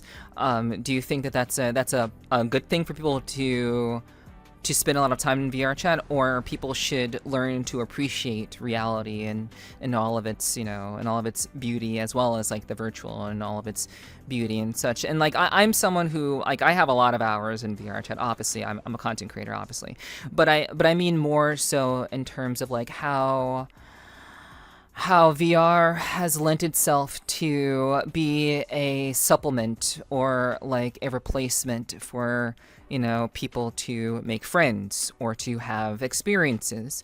I think people tend to forget about the wonder of being in reality. Like I went to my first show. A friend of mine who I met through streaming, she and I went to a rave, like a rave IRL. Not really a rave, but it's more so it was a show. It was a DJ show, like where there's like this gated off person's like up on the stage. There's lights and there's people all over the place. And I'd never done that before in real life. But I've done that a ton in VRChat. Like a ton. So like you kind of forget about like what it actually feels like, and all your brain is kind of like, well, I can only think of it in like VR terms, but when you actually have it in reality, it's like, wow, this is actually very vibrant and actually pretty amazing. We forget how amazing reality can actually be. So what are your thoughts about like the I guess the health repercussions, not just like kind of I guess health wise, but also in terms of just human relationships in the VR space, like how it can be like changed or muddied because of extensive time and exposure to VR? And we can start with Tony this time. Okay. I think there's probably a balance for everyone, and for everyone there's a different balance. At the same time, I think if you're spending your time socially in VR, you're probably feeling those social needs of your body and your like psyche. So that's probably good. It's probably better than being alone in a hermit. I think one thing that VR really lacks is nature. Like, I think real life nature is so good for you. And, you know, I don't even like hiking that much, but I think just being in nature is really good. And like touching grass when you can is always a good thing. And I live in a big city, so it's kind of hard to get to nature sometimes, but I always try to when I can, like go to the park with friends or on my way to the grocery or something. Like, yeah, that's my 2 cents. I don't think, like, I think if people are really enjoying their time in VR, they can stay in it.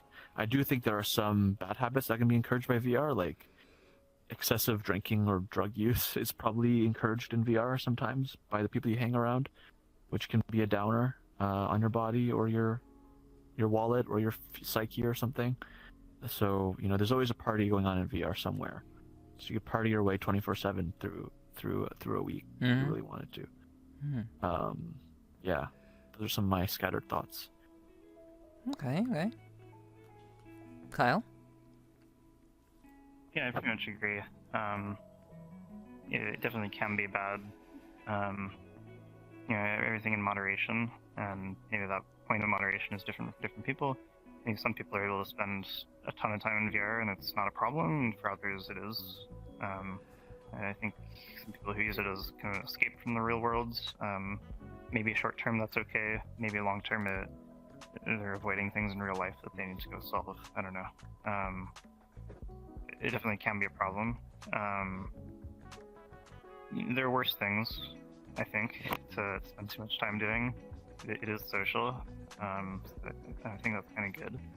I don't think people are losing social skills in VR, for the most part. So, yeah, I guess it depends. I've seen people who spend more time in VRChat than outside, and for some of those people, I think it's totally fine. And for others, it's not as fine. Okay. Well, thank you for sharing your thoughts, both of you. I really do appreciate that. Okay, and now it's time to get into the real stuff. The not saying the other stuff is bad, but this is what people came here for. So to talk about the actual like business of doing business in VR. And so we're gonna talk about FLIRTUal. But before we get into FLIRTUal, we're actually gonna talk about VR looking for a partner. So let's start there, at the very beginning, because I think that's important to cover to kind of give context to everything else. So, what was the purpose? What was the problem being solved when that first came about? Yeah, well, like I said, I got into VR.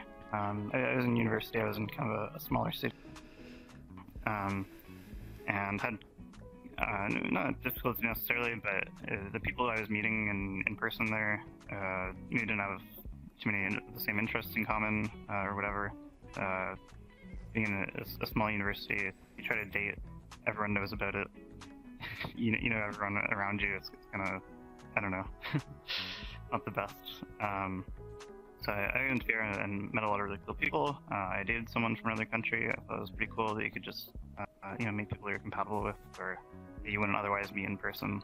But at the same time, I saw some of the same problems in VR that exist in real life, where traditional dating apps try to solve. So back in 2018, there's nothing like FLIRTUal. So if you're trying to date someone or find a relationship or just friends in VR, you're going to random public worlds, encountering a bunch of screaming children. If the people you're talking to are single or of age or whatever, not ideal. Not to say that dating apps are perfect. So they get a lot of fair criticism. Maybe in some ways, meeting people more naturally is better. But I think being able to have the option to meet people that meet your specific criteria, that you're more compatible with, is important. And so I don't know. I just saw that kind of gap and thought I'd try and and make something to fill it. It was kind of just an experiment. Threw it together in a couple of weekends, but kind of took off. People seemed to like it, so here we are. Mm-hmm. And what was I guess your hope with discovering something like that?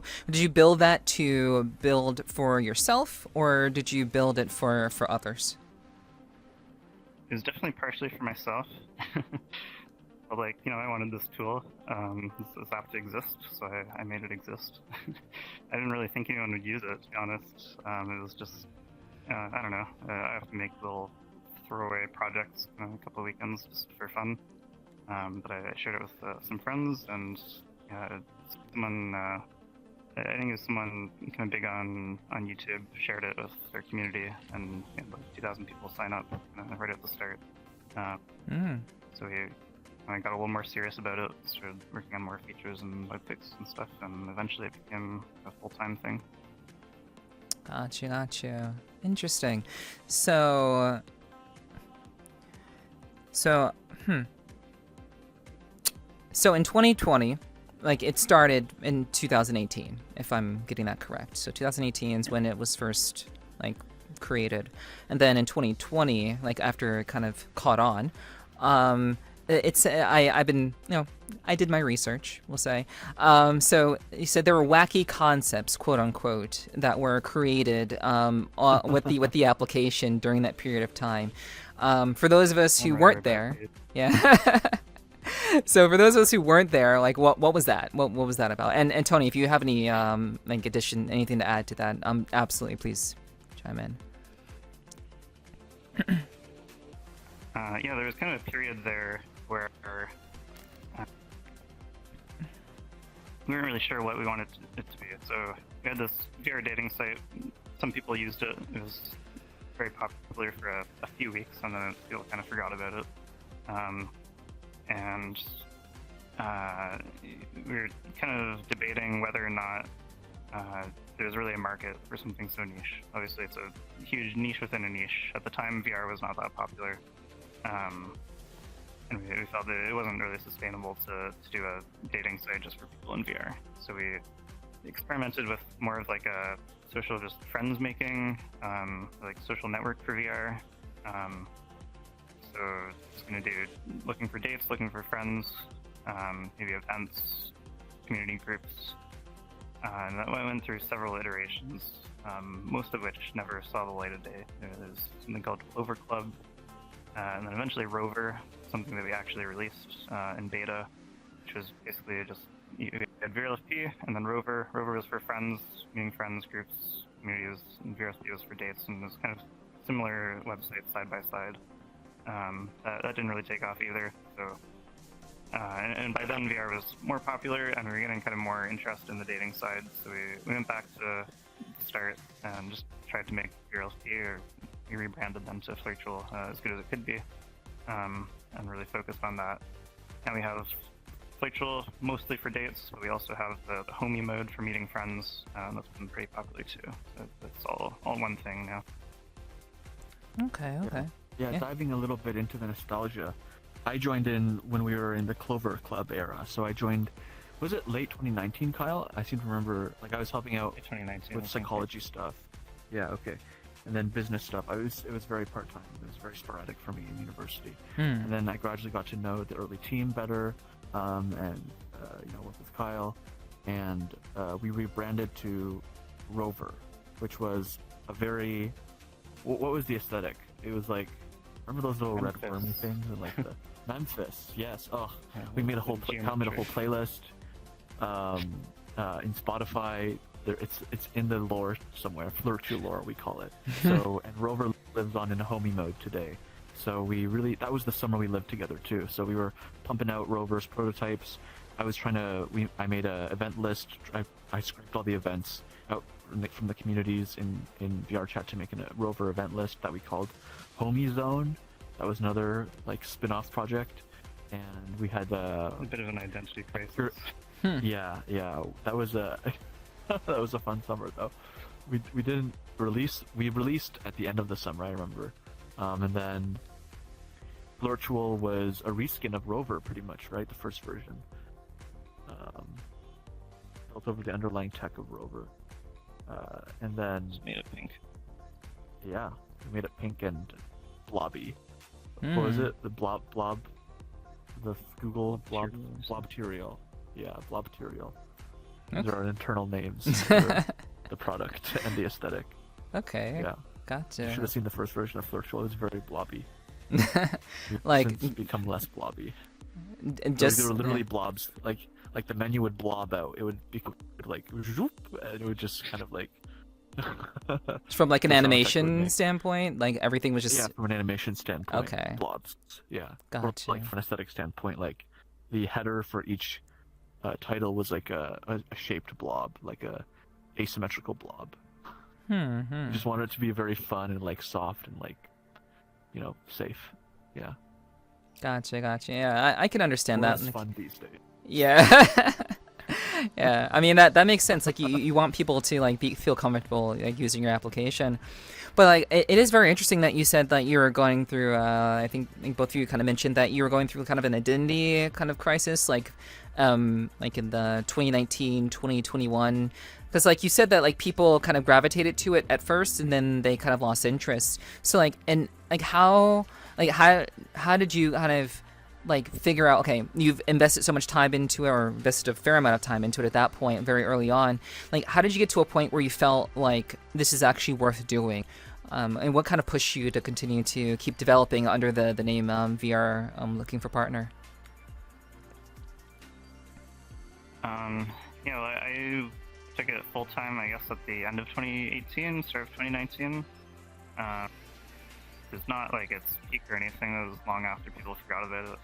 But I think it was just I didn't really enjoy having like a traditional office job. I just worked on my own thing, and it seemed like there was an opportunity to make it possibly a career where I at least make a living from it.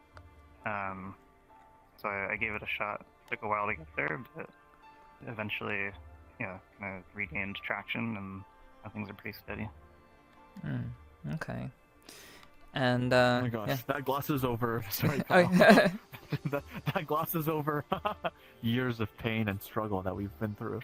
Yeah, the trenches. Yeah, please share that. Please share that. Yeah, That's been a interesting journey. stuff. Yeah. It's been a journey. So yeah, by all means. Gosh, where to start? Well, it's a lot of positives too, right? Like getting to work together. I really enjoyed our brainstorming sessions. We had some pretty zany ideas. I don't know if we should mention them. People copy them. I don't know. Like, for example, the emoji swapping. So, like, imagine if you could have a custom emoji that you send to each person that would indicate your interest to match with them.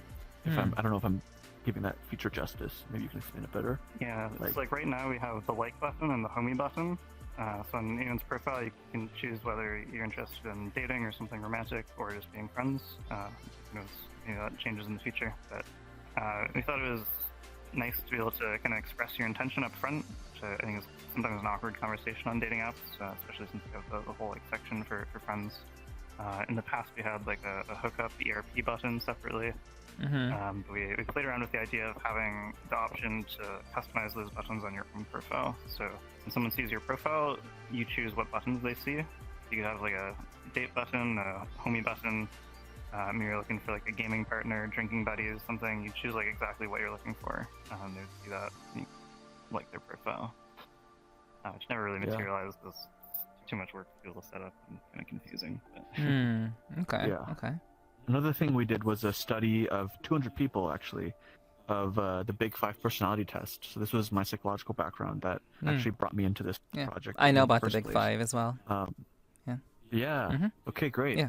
So you'll see in FLIRTUal, we actually have a version of it that made it to the final product, where we slimmed down people's most important questions down to 9 questions, and we sort people into different categories that showcase their strengths based on these 9 questions. So the traits of extroversion, the traits of openness, conscientiousness, and agreeableness. We skipped on extroversion and neuroticism, but we kept the other 3 traits. I could skip out on So neuroticism. that shows I want to you- know a person who's not that neurotic. I want to know if a person I'm dealing with is neurotic, but no, I'm going. I'm just joking. Yeah, it felt like for ethical reasons we had to put that one away. Or Match we really with wanna each say. other. Yeah. Yeah, neuroticism is the only one that's like strictly negative for relationships. Yeah. All the Yeah. others are a bit of a top.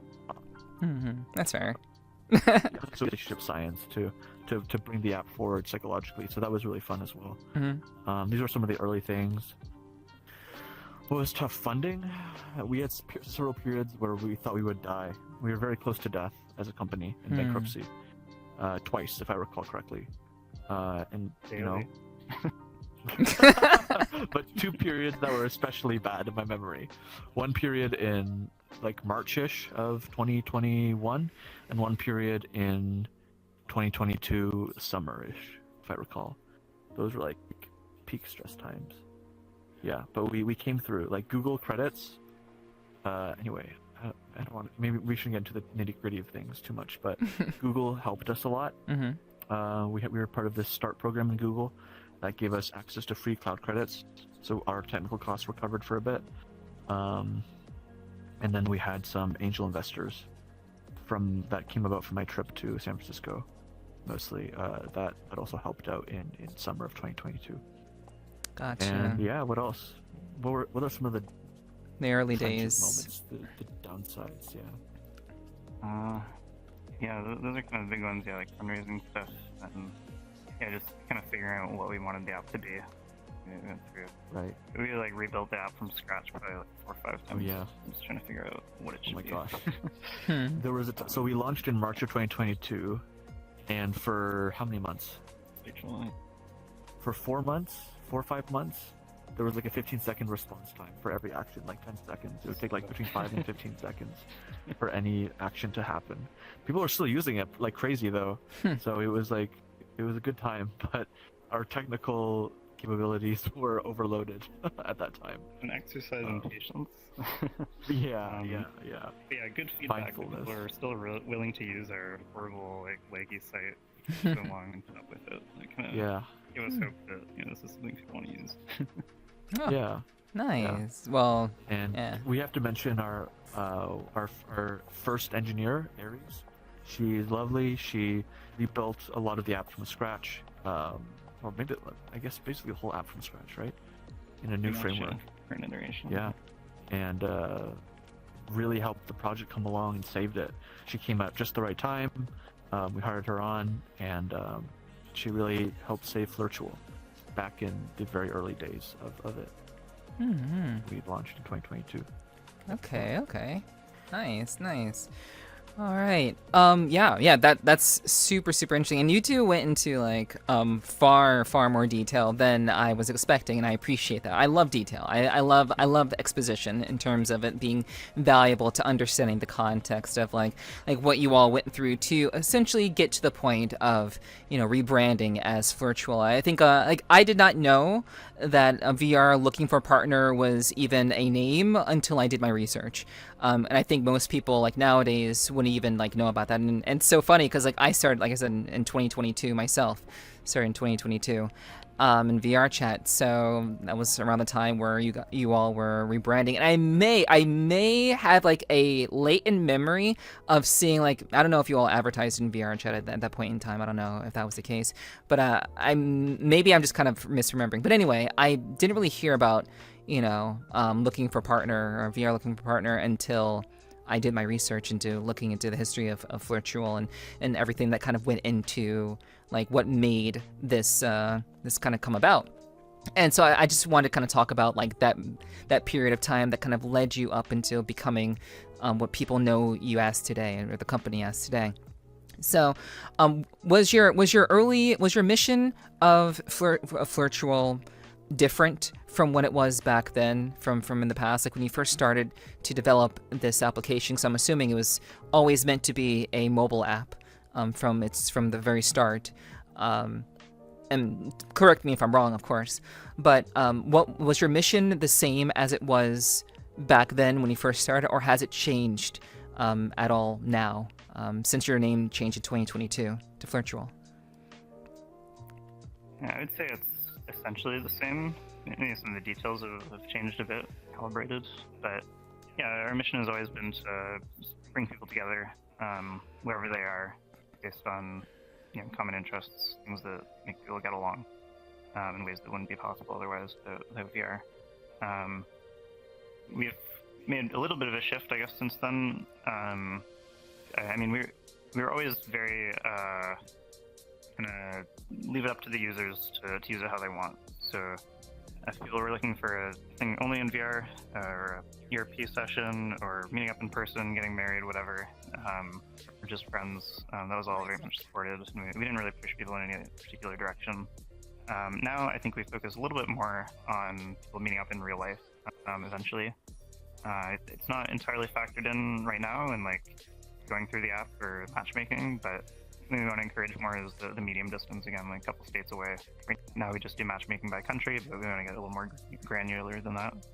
And push people towards more serious relationships, but at the same time still support all the use cases, or no problem with people using it for short term, in VR only, ERP, friends, whatever.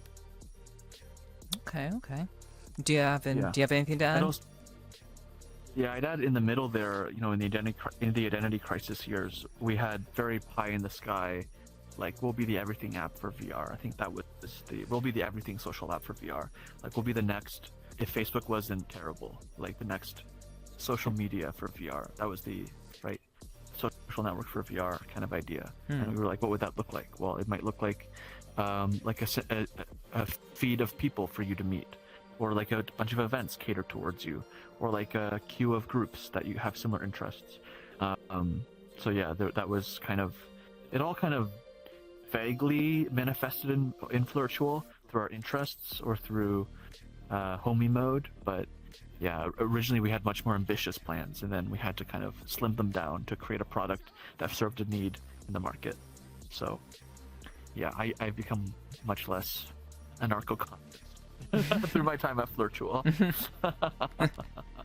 So how did you kind of narrow that down? How did you realize that was what you needed to do? That like the ambition of becoming the everything social app for VR wasn't going to materialize? Like what was your barometer for kind of, okay, we need to really just refocus and just do this one thing really, really well? And we can start with Tony. Yeah, I would say, under capitalism, you get market pressures, right? And you kind of see user needs emerging over time. And we felt that always. Like, people were always, even in conversations with people, like, I would show them Rover, and then they'd be like, oh, okay, so what about the dating app? And I'd be like, yeah, we're going to do that too. But people tended to be more interested in the dating app.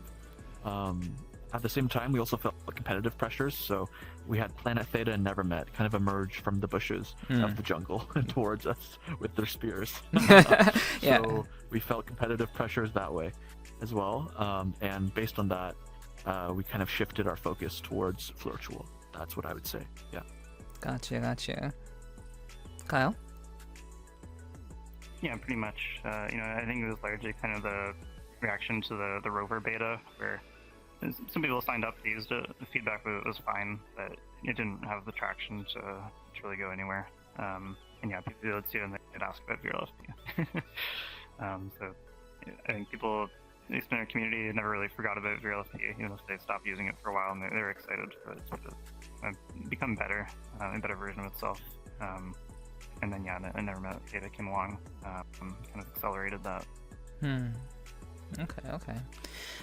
Well, obviously, I have to ask the most obvious question. How did you come up with the name FLIRTUal? Where did that come from? It's a good name. It's a great name. It was from an AI company name generator website. Isn't that wild? That is pretty wild. Yeah, and it was one of the first names generated. I remember seeing that name and being like, oh god, I hope we don't go with this. It was just like, I'm like, we can do better. We can do better. And I remember, Kyle, this was one of our debates, because it was very close to the end of the launch period, and we needed to decide on a name. And I was like, no, we can still do better. But then we just had to go with FLIRTUal. But we just ran out of time. We didn't go out of it. Out of laziness or anything. We came up with a lot of names, and that was the least bad. Yeah, dozens of names. Dozens and dozens of names. Yeah, maybe there's, in recent times, I'm like, maybe Simmer, Simmer, might be a good name. If we ever rebrand. Can I copyright this on stream? I don't know. Do not. We'll see. Okay. That's very interesting. I was not expecting that as the answer, but that's very. I mean, honestly, like the best names come from the most unexpected places. I do think, and like maybe it doesn't always kind of fit. Like like if you change your username, maybe it doesn't always kind of like fit immediately, but after time it kind of grows on you, kind of thing. I think I think that's. It sounds like this would happen. Yeah. Okay. Cool. All right, so I want to kind of get into like even more related to virtual. I have a lot of questions to ask, so so I hope you guys will be cool with that. So I do know that in Kyle's Discord bio it says trying to bring the world together, work closer with the power of love and VR. It's been, let's say, 7 years since all this began for you, and with Tony as well. So have you achieved that? Do you think you've achieved that? Are you still looking to achieve that? What's your thinking? Yeah, I mean, I'm not gonna say that FLIRTUal has like had any measurable impact on how the whole world is closer, further together, but at least as far as the things that we've done, I think we did a pretty good job of bringing people close together. I think we can definitely do a better job, and we're always working towards that. In making FLIRTUal work more effectively, getting people to have more matches, more relevant matches, more successful relationships that last, lead to in-person connections. But yeah, I think overall we're doing pretty good. I think we've made quite a lot of relationships and friendships. Feedback is good.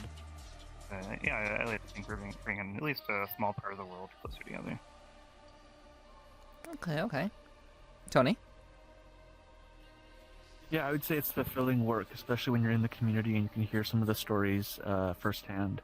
And we definitely try, right? Like the intentions of the three of us on the team, plus volunteers and our moderators, they're very, very good, and I think it shows through down to like all the details of the app and the experience of it. We are strained in development resources, so we have to kind of triage and prioritize what kind of features we release. But it's been a good run of things, and I'm proud of what we've done. It's been a good journey. Yeah. Okay. How do you prioritize like the development cycles of FLIRTUal, and Tony just mentioned about like you have to triage certain features of how you implement them and such. So what is your process for kind of determining what is priority for the app? It's tough. Our resources are pretty limited. We're 2 developers, one is part-time, Tony, and there's always things to do. I think even apart from doing new things, there's always things breaking. Sorry, we gotta put out. Lots and lots of requests from people, lots of bugs that come up, and we do not get to them as fast as I would like to, which is unfortunate. But we do our best. And we try to prioritize. Part of that is just like user feedback that comes in. We have a feedback site where people can suggest new features, ideas, changes, and then vote on them. I know VRChat has something very similar. We try to focus on the top requests there. Some of them are unrealistic. Some of them, for budgetary reasons, whatever, we can prioritize. But we do try to do the things that people are asking for, obviously. Some of it is financially motivated. And unfortunately, we do have to pay the bills. We try to be very reasonable. I think our free offering is pretty generous as far as dating apps go. We definitely try to make it generous. But monetization stuff, things that'll prevent us from dying sooner, or give us more resources to go out and build the other things that people are asking for. Yeah, try to balance new features and monetization, bug fixes, a little bit of each as we go. Okay. Tony? No, yeah, that's I would agree with that. Okay. What can I add to that? No, No, nothing? bad. Okay. No, that's fine. That's fine. That's no worries. Oh, okay. Wait. But here's what we will add. You know, it's interesting. It's interesting when we have here's our disagreement process. It's more like we have to agree on the strategic vision of like what hurts most, kind of, and like balancing that with the future vision. I think that's always a tension. That's a central tension of like, these users are experiencing this bug, or we really want this feature out because it'll increase revenue, and then if we increase revenue, then we can hire more hours of dev time, and if we can do more features and do more things. Or like, in 3 years VR might be in this place, so we got to prioritize our development towards this goal. So there's a lot of competing tensions, and we meet once a month for development meetings where we go through this list of things to do, and we manually hierarchically prioritize what to do. But sometimes things take longer than you expect, and that's just life. We hit the deadline. We hit the recent deadline. Yeah, we did. Congrats. We just hit a deadline. Yeah. Okay. Nice. Okay. Yeah. Well, next question then. Yeah, that answered the question pretty succinctly. Thank you both. My next question is, given how social this app is, and I know Tony has pretty substantial involvement in the psychology side of the app, how do I guess both of you, I guess in your own ways, go about determining the need of aside from feedback that's given by people? Are you out there in the wild talking to people? Are you like hearing about what people want? Are people like is there any like research with the actual community, within the community, still going on to kind of facilitate your decision making process? And we can start with Tony with this one. Yeah, in the early days, I was doing a good amount of user testing. So I would just bring in friends, VR users, and walk them through the app, give them premium or watch them or not give them premium too, and just ask them their feedback. In their interviews, I would literally watch them I would like have them screen share and like have them click through things, and then like take notes copiously on the side of like what wasn't working for them in the onboarding process or what was working for them in the app design process. These days I don't really do much of that as much. I know one benefit Kyle always tells me to being more, well, not always, sorry. Like one thing you say helps you for your being public with FLIRTUAL is that people come to you with feedback. I would die if that happened to me. I was just like, please, I'm just trying to chill. Like visit our support desk to submit a ticket, please. Yeah, that's something that happens to Kyle all the time. People complaining, just walking up in public, just like, I had a problem with your app. And that's basically what happens. Or good things too, right? Yeah. Okay. That's good. There's good and but yeah, there's both. That's the process. Yeah, and the other thing that I would say would just be basing on. So Hinge is a really good example for us because I think they're the best. Well, we think that they're the best dating app on the market right now, right? They have a lot of good features for users. They do it in a pretty ethical and responsible way. Even though they're owned by the same company that owns Tinder, they're kind of like the best dating app that we would recommend for IRL dating. And so we try to take a lot of pointers from them. And some design choices from the good design choices from Bumble and Tinder, but mostly from Hinge. Okay, cool. All right, Kyle. Yeah, I like to talk to people that use the app. Pros and cons to doing that. To being kind of public in VRChat. I usually don't bring it up, but if someone asks me about it, I'm happy to hear their feedback with what their experience been. Every week I host a little event. We have a FLIRTUAL bar. People come by and have some drinks, and that's a really good opportunity to talk to people that have been using the app and see how actual users out in the wild kind of are feeling about things, what they want, what they don't want, their experience has been. So I enjoy that a lot. Sometimes I do need to turn it off, but it's generally good to hear the feedback. Yeah, we go out, kind of see what other people are doing, see what's working, what's not. We look at kind of statistics to a degree. We see what's working on the app, what's not. A lot of it is pretty intuitive, I think. Like there's pretty obvious deficiencies here and there, or things that could be better. It's just a matter of prioritizing them. Okay. All right, thanks, guys. Next question. The website, the FLIRTUAL website says virtual dates, real connections. I'm very curious about the matchmaking philosophy of FLIRTUal and how that all works, how that all comes together, and you know, I'm gonna make a little joke here, so don't think personally. But I'm surprised that Tony is still single, given that you work for a VR dating application company. So Am I single? Are you? Where does it say I'm single? Oh, okay. My bad. Okay. Okay. My mistake. I'm not married. You're not married. Okay, got you. Okay, my mistake. But yeah. So I'm curious about the matchmaking philosophy, about like the app and how that all works, Yeah. and how that all comes together for people. Like, is it really creating these connections with people? And how can you tell that it is? Krabby Patty. The Krabby Patty. The formula. This is the formula for the Krabby Patty. We can tell you about the philosophy, Okay, maybe, like high level. that's fine. Sure, anything it's all public. Yeah. You want to? Yeah. Oh yeah. You can. Either one of you can start. I figured like Tony would be like the one to talk Yeah, about this. Yeah, and Kyle can hop in. Gosh. Yeah. Well, we blend a bunch of things that people input. So the recipe, if this is a recipe, the ingredients, right, are stuff like interests, your location.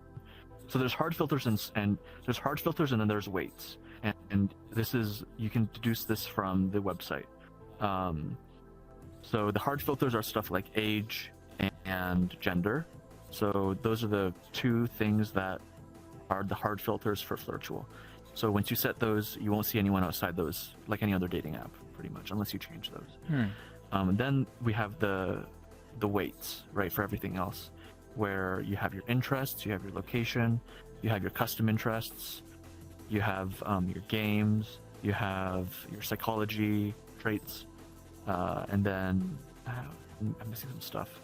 You can set your platform, your language, and those are all of the weights that you can adjust once you have premium. But if you don't adjust them, we give you the default weights. So this philosophy is really based around user freedom and choice of who they want to meet. Because there are some weights that are free for everyone. So the location weight, for example, is free for everyone. So if you want people in the same country as you, you slide it all the way to the right. And if you want people from all around the world, you slide all the way to the left. And we're working on ways to make this matchmaking system even more customizable. Actually, in the next update, if I'm not mistaken, that'll be the case, right? I got the next one, the one after, yeah, very soon. Yeah, very soon. Yeah, that's kind of the high level of how the matchmaking works. I don't know if I've forgotten anything. That's pretty much it, yeah. Nothing super so special. We many don't have things. like an ELO. Yeah, sorry. For each person, basically on the app, we add up all the things you have in common, and we multiply them by the weights, and then your custom weights.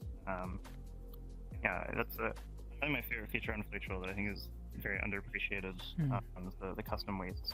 And I think that's important for a VR dating app, especially because we do try to connect people that are in these niches who wouldn't meet otherwise. One size doesn't fit all. If you want to meet people with a very specific interest, custom interests, you can slide up the interest slider. If you only want to meet people in your country, you can do that. I think it's a pretty cool feature. Okay. Wonderful. Thank you for sharing that. Like I know there are some things that you two won't be able to answer, and that's okay. But I have to ask. because as an interviewer, I gotta ask the hard questions. So but yeah. For sure. Hell yeah, hell yeah. So, I am curious about the website says that there are 100,000 plus people on FLIRTUal. So, I'm curious if that is active accounts or if that is just accounts created. That is the total accounts created. Yeah. Okay. The statistic is live on our website, live in our Discord, and that's about 140,000 these days. Over 140,000. Okay. So we count by 50,000 on the website. Okay. Gotcha. All right. And does that change on the website like accordingly, like when things get to a certain point? I think it's hard to. Once we get over 150K, it'll update. Okay. Okay. Yeah. So by the end of this year, hopefully. Okay. Gotcha. Yeah. Interesting. And like, I've heard like, well, I've been browsing the app and just like going through like the app store stuff or whatever. I've heard that there's people who've said things that there's perhaps bots on the site, like in the app. Like how serious is that issue? Because obviously bots exist everywhere. You can't get away from them.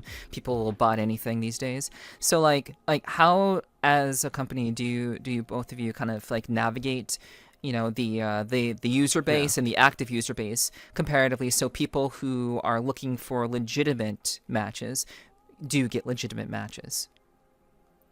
Yeah, so I lead trust and safety, so we take bots really seriously. We have a zero tolerance for bots, and there are some dating sites out there that will create their own bots, which is just a terrible business practice and terrible for the users and just a very scummy thing to do. We don't do any of that. We have a bunch of systems in place to flag bots, which I have to be careful about sharing here because we don't want people to know what our systems are in case they want to circumvent them. Of course, but yeah. It includes stuff like auto flagging. It includes stuff like tracking within legal and GDPR approved measures. It includes things like active moderation and a report system, including shadow bans, and it includes escalating reports as well. So yeah, we have a bunch of systems in place to prevent bots. When people say bots, they really mean scammers, and these scammers are real people, often from developing countries, who are trying to scam you out of money, basically, right? Okay. So we basically try to prevent that from happening. Yeah, and unfortunately, there is profit to be made from people trying to do that, and they adapt and evolve. It's kind of scary sometimes how similar of a profile they will to like a real profile it'll look like, but our moderators are very well trained, and they can our volunteer moderators can usually tell pretty fast what are bots out. So I'd say we probably catch like 90-95% of bots pretty well these days, and the few that slip through can be caught by manual reports. Okay.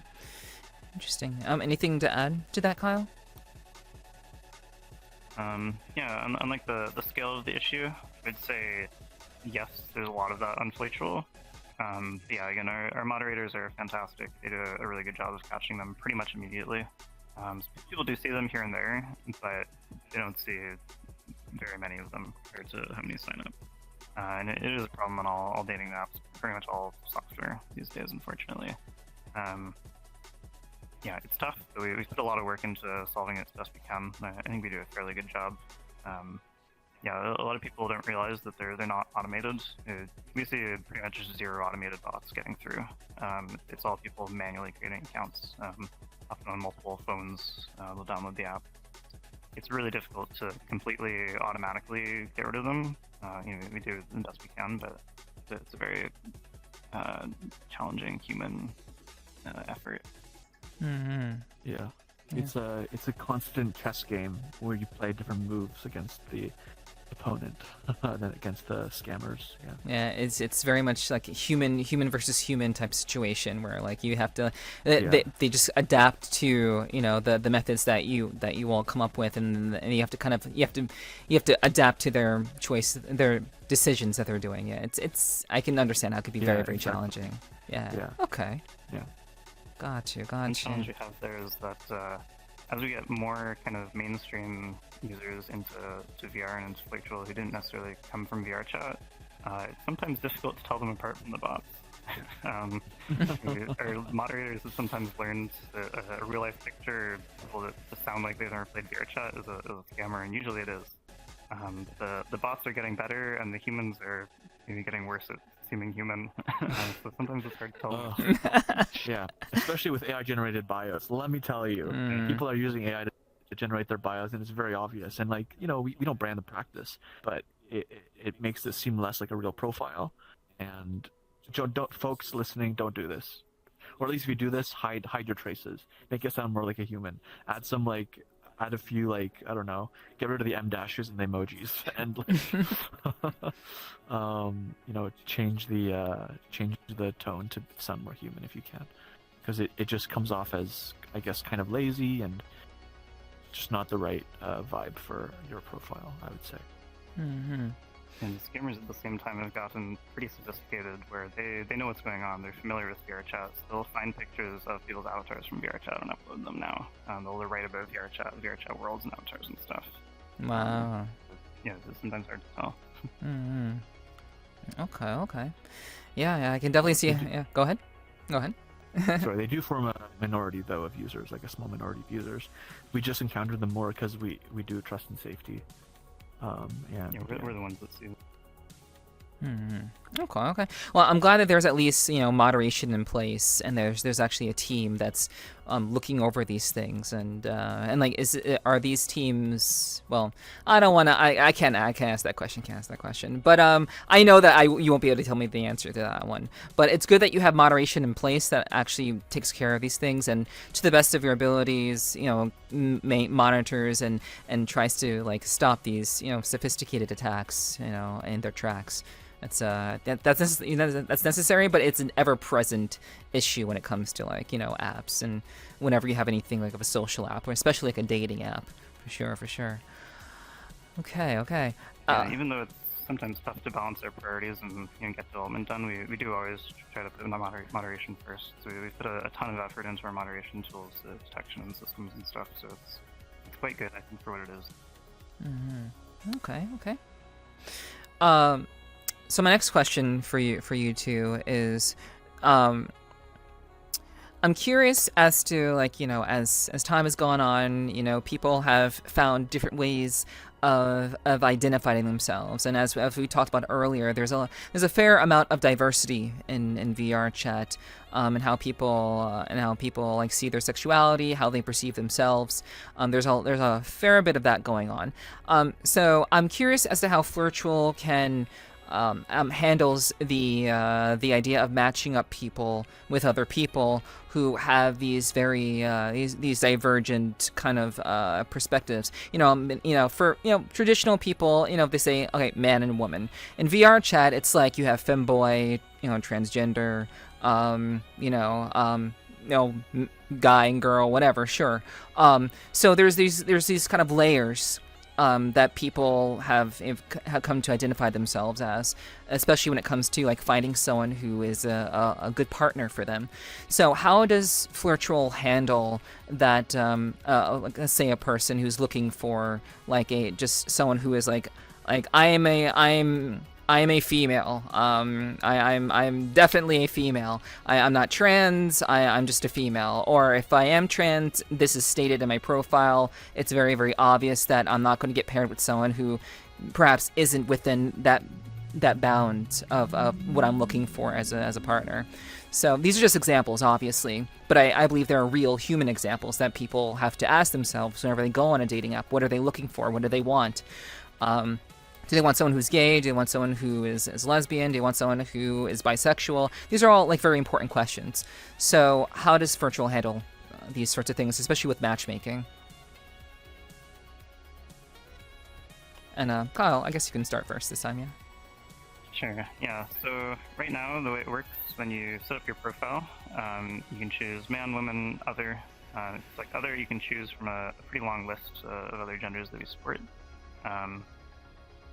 And that includes non-binary. You can specify if you'd like trans woman, trans man, cis woman, or you can just say man or woman. That's up to the user what they want to disclose, or if they want to leave that for the bio or not at all. As far as matchmaking goes, you just sort that into man, woman, other. So you can choose if you're looking for men, if you're looking for women, if you're looking for other, something in the middle. And then we kind of match that up with the genders that people have chosen. So it's up to people who they want to meet. It's not as precise as we'd like it to be. So this is actually one of our most highly requested features, to have more specific gender filtering, tag filtering, choose exactly which genders you want to meet. So that'll be coming soon. The ability to choose that more specifically. Okay. We'd also allow you to select up to 3 genders on your profile. So you can add, for example, pronouns in your profile. That's part of the gender options, or specify, various other genders along with, say, a primary gender. Okay. Yeah. All right. Yeah. Anything either you want to add to that, or is that essentially like the gist of it? Oh, we also do have a gender sexuality, something called experimenting in VR. So that's just, I guess, something new in VR. So people are always using VR to experiment, and that's just like a tag people can use to self-identify themselves as like, oh yeah, I'm experimenting in VR with, it's a sexuality tag. Yeah. Gotcha. And the sexuality tags are all optional, and you can have, you can hide them if you want. There's visibility options. Okay. So we've thought through things, I would say, on that front and the gender front. Okay. Is FLIRTUal for just VRChat users, or for everyone? It's for everyone. Hypothetically. Okay. In practice, it's upwards of 90% VRChat users. But we do absolutely welcome, and we'd like to see more people coming from other places too. We let you list whatever VR multiplayer or social games you play on your profile. The popular ones are Rec Room, Horizon Worlds, Phasmophobia. Season. Yeah, lots of the social multiplayer games: Phasmophobia, Beat Saber, Minecraft, along with Resonate, Chill Out. There's a handful. It is mostly VRChat. Mostly people in VR, but we do also a lot of people just in desktop mode or on mobile to join. Sometimes they'll upgrade to VR in the future. Or people that are just totally new, they're welcome too, and hopefully we can get them into a social space like VRChat. That's something we want to improve a lot in the future. Kind of the journey from discovering FLIRTUal outside of VRChat and then getting into VRChat or into some kind of face-to-face and VR connection, which is currently kind of challenging. We want to make that easier, kind of smoother, get people into VR. Anything to add, Tony? Sorry, the question was... Is FLIRTUal for everyone, or just for VRChat? Oh yeah, my thinking was hypothetically it's for everyone. In practice, it's mostly VRChat users.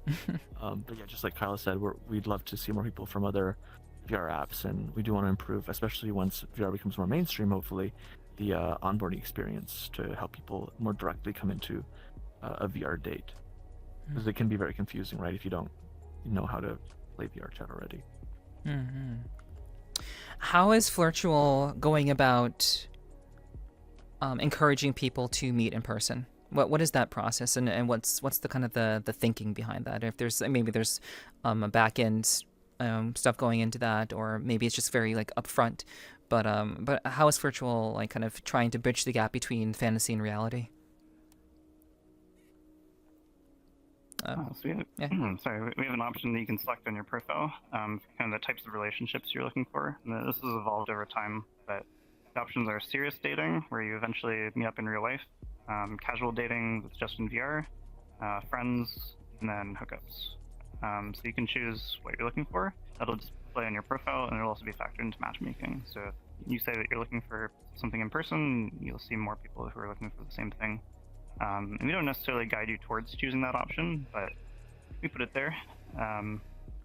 We see that most people do select serious dating to meet in person, so I don't know that we necessarily need to push people further there. But again, one thing we want to do more of in the future is more precise geographic matchmaking. So try to get people that are not necessarily right next to each other, but close enough that they could more realistically meet. Okay. I'd also say it's reflected in our branding. Yeah, I'd also say it's reflected in our branding. Just our emphasis on kind of wholesome profiles and like a diversity of profiles and some of the taglines we use. Yeah, so it's just we try to give a more serious emphasis in our branding while still keeping it playful, but not hookup-y or not. Even though we allow hookups and that's a feature on the app, and we have NSFWs double opt-in features. Our marketing is very focused on like kind of romance and relationships that way. Gotcha. Which necessarily leads towards IRL dating and meeting up in person. Okay. Yeah, makes sense to me. Okay. Thank you, guys. Next question. So dating apps typically have a pretty significant stigma these days. A lot of dating apps have been touted as not really scams, but either not really able to really pair them up with real people. There's a dating app stigma that exists in present day. So how does FLIRTUAL kind of combat that stigma of like, well, does this even work? Is this even going to be worth my time? How does FLIRTUAL kind of handle that kind of perhaps ingrained mindset of at least Western society in that sense? So yeah, I'm kind of curious how that's done, and we can start with Tony for this one. That's a good question. I think that stigma. I think every 10 or so years, another refresh of the dating app industry happens. So the last big refresh was the swiping model, and I think that was probably a downgrade from the model previous to that, which was like OkCupid. So we might be entering a new era with Hinge, maybe, where it's a bit more intentional. But I would say, that stigma is well earned in a lot of ways because the swiping model, which we to some extent use as well, right? We can't help but it kind of gamifies things, and it cheapens how people see each other's profiles. We try to help people create good profiles to show themselves in their best light, right? So we use profile prompts. We allow customization with premium. We encourage people to post photos of their avatars, and we give them a lot of options like the interest tags to show themselves and their fullness of themselves. So that's what we're trying to do to go against the stigma, because the worst thing on a dating app is to see people as shallow and like replaceable and just another fish in the ocean. No, we want you to be like a special fish in like an aquarium, as opposed to, I don't know, like a sardine in the ocean. So we really want to make people show the best of themselves, and we try to, at least through moderation, enforce good norms of behavior as well. And our community guidelines are very strict in promoting like good uses of the app, and we try to foster a good atmosphere in our Discord server as well as our events. Awesome. And Kyle, do you have anything to add to that?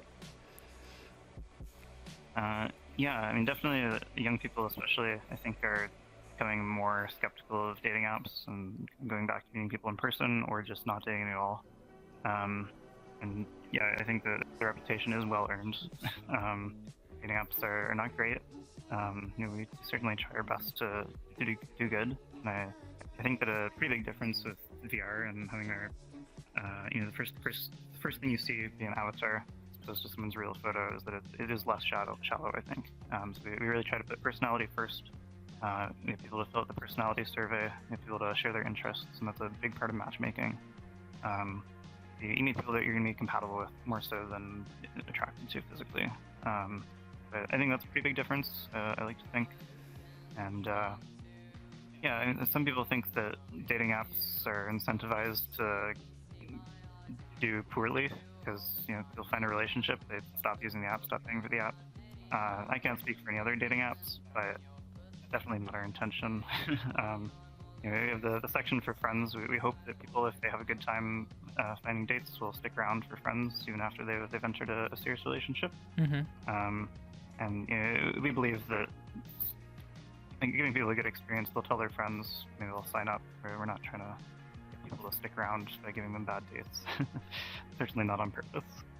Okay, cool. And that is very, very good to know, because I've heard that there are past or even current dating apps that have actively tried to keep people on the app, because like the goal may be perceived as to solve the problem of finding someone in a relationship, but then once the problem is solved, then what else do you do? So it would be in the company's best interest to keep the person there and keep them on the app as long as possible, as often as possible. So you do that by kind of making things seem more convoluted than they have to be, or making matchmaking like more challenging than it should be. It should be an easy process to kind of like look up profiles, find new people, and ultimately, be able to facilitate talking with them if they want to, and then doing whatever. So, I think that's really, really encouraging to know that FLIRTUAL's intention is to make sure that people are actually finding people the people that they want to find, and connecting in the way that they want to connect. I think a lot of people may have those doubts in their minds, but thank you for putting them to rest. I think that's important to do. I wanted to ask about that and see what you guys had to say about that. Cool. Yeah, that's definitely the goal. I think a lot of people have kind of the misconception, because we're an official company or whatever, that we're some big corporation, faceless, and just tries to make a bunch of money. But it's just the three of us, just people from VRChat, and it's a business. Yeah, we gotta make money, pay the bills, but we're not trying to be filthy rich or anything. My goal really is to bring people together. If I wanted to make money, this is definitely not the easiest way to do it. We try to make a good thing where people will meet, just to make them meet. If in the future we need more money or something, there are other ways that we can monetize as a VR dating app. Where traditional dating apps, people go off and go on dates and they're gone. We could connect people to maybe things that they're interested in VR, do ticketed events in VRChat, for example, where we still kind of help you plan dates in the future, do more beyond the initial match. Possibility in the future, Yeah, so it looks like you're talking about potential future endeavors for continuing the lifespan of FLIRTUAL. So it sounds like you two have thought about that to some degree. Can you talk a little bit more about that? Can't say too much, but yeah, we definitely think a lot about long term, where the app is headed, what other things we can do. The app itself as it is, there's definitely a lot of improvements we can make to matchmaking, to functionality, features. We're thinking about how to get more people into FLIRTUAL, into VR, into VRChat or similar apps. Whether that's making VRChat more accessible, or some other way, and making it easier for people to meet and go from actually signing up to the app into an actual face-to-face date, which is it's just a lot of friction right now. It's a lot of work, especially if you're not in VRChat already. Make an account, exchange usernames, figure out how to join each other, kind of world. It's a whole process that we want to make a lot smoother. Just help people connect more easily, more smoothly on more dates. Okay. Tony, do you have anything to add? Yeah, we're always balancing future and now. So can't speak too much about our plans, but yeah, we are moving with the currents, and it's a matter of trying to feel out what those currents are. So, was Facebook Meta Connect today? Yeah, it was yesterday and today. Conference yesterday and today. Oh, cool. Okay, we have to catch up on that still. So we'll talk about that and see if that changed our plans. Okay. Looking at the AR glasses are going to be a bigger feature, So that's one preliminary thing. Yeah, it's an industry that's moving and changing fast. So we have lots of these kind of future potential plans, but there's different directions we can go in, and we'll adapt as needed. Okay. Nice. Yeah, that's very, very interesting. Like it's good that like, you have to be kind of like future thinking. You can't simply just stay in the present, even though it's important to kind of adapt to what's going on right now. But being future oriented is very, very important to do for sure. Just a little bit ago, we were talking about like how it can be like how it's important to kind of like value the person and value the people who are on the app and not just see them as throwaways. So I know that there is VRChat in general has a very kind of personality first perspective. So I'm kind of curious as to both of your thoughts on the idea of personality first versus physical first. And that kind of ties into my additional question of, do you think it's easier to meet someone in VR than it is to meet someone in real life? So we can kind of start with Tony on this one and see what you're thinking. Gosh. Well, I've ever since I moved to this big city, I've been dating. Been on a lot of dates, too many first dates. And I think it is easier to meet people in VR than it is in real life. Because you like I said, I feel like it's a bit easier to show yourself, like your personality, or kind of be open in VR, where there's less of pressure in real life, where you're like at a restaurant and there's all these social norms, and like you don't want to like be awkward, or like you don't want to say the wrong thing. In VR, it just feels less risky for some reason socially. Mm-hmm. So there's that aspect. At the same time, I think. So your question is about VR versus IRL in terms of VR, the ease of meeting somebody and forming I won't say forming a relationship, but the ease of dating in real life versus right. VR, and also personality first versus physical first.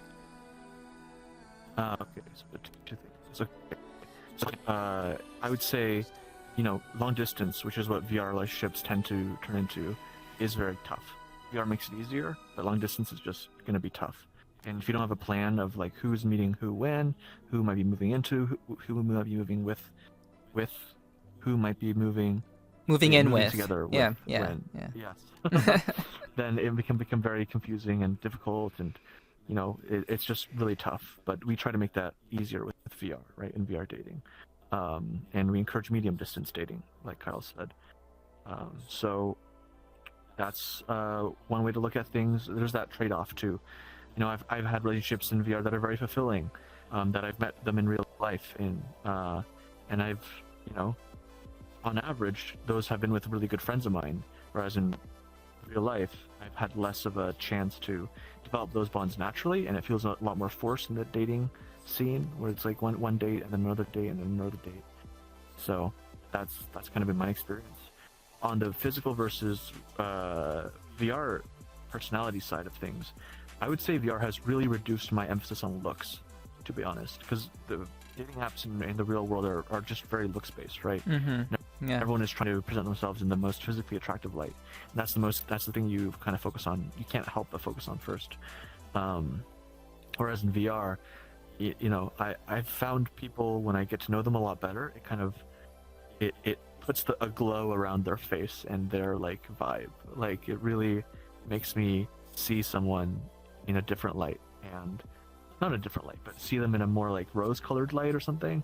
And maybe I would like objectively not have been into them on a dating app, but I'm really, really into them in VR, and then vice versa, or in consequence IRL as well. From that makes sense.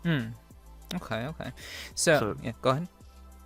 No, keep on. It's like someone I wouldn't have given a chance on a dating app, or someone I would have like, in VR, once I get to know their personality and then see their face after I get to know them, it's very much like, oh yeah, like you are really attractive, like, in that sense. So I think it is very much a personality first is the better way to go, especially in this looks-based world that we live in on dating apps today. Okay. And Kyle? Yeah, I pretty much agree. I think, in general, I think it's a better approach, personality first. So you get to know someone for who they are, what they're into, before anything else. And, you're going to be spending your time with someone, whether it's, it's dating or the rest of your life. that's what's important, right? Is someone you actually spend time with, you enjoy talking to, you enjoy doing things with them. But personally, I think that's more important, and you definitely, I think, miss out on opportunities. People that if you're meeting people on a traditional dating app, making decisions just based on their looks, maybe you miss someone that you'd really get along with. That's how I feel personally. People have different priorities, different things that are important to them. That's fine. Not saying everyone should use a VR dating app, but I think for a particular type of person, and so a fair number of people, it's a good way to do it, I think. I think it's really good to connect people in different niches, for example. If you're into some niche interest, you're not going to find people nearby that are into the same things as you. I think it's a good opportunity for those people. If you're in a smaller town. But for other people, other dating apps work fine too. Okay. So basically, both of you are in the camp of it is more fulfilling to focus on the personality first. And because of just the nature of having to focus on one's looks, and potentially finding someone more attractive simply on the basis of their personality, rather than just seeing what they look like, and physically first. But to kind of take this into a little different direction, many people in VR tend to wear avatars that, for whatever reason, they choose whatever avatar they choose. They usually have a perfectly good reason for why they're choosing it. But on average, pretty much, unless you're memeing, everyone looks hot in VRChat, for the most part. Unless you're, right. Yeah. So I think that I think the personality aspect of meeting someone could potentially get muddied or muddled by the fact that, really nice looking avatar that person is wearing, kind of deal, and then it becomes a virtual physicality type deal. So what are your thoughts about that, and how that could potentially cause a disconnection with someone actually connecting with someone in real life, as opposed to meeting in VR? What's your thoughts on that? And if you can tie it into FLIRTUal, that'd be great too.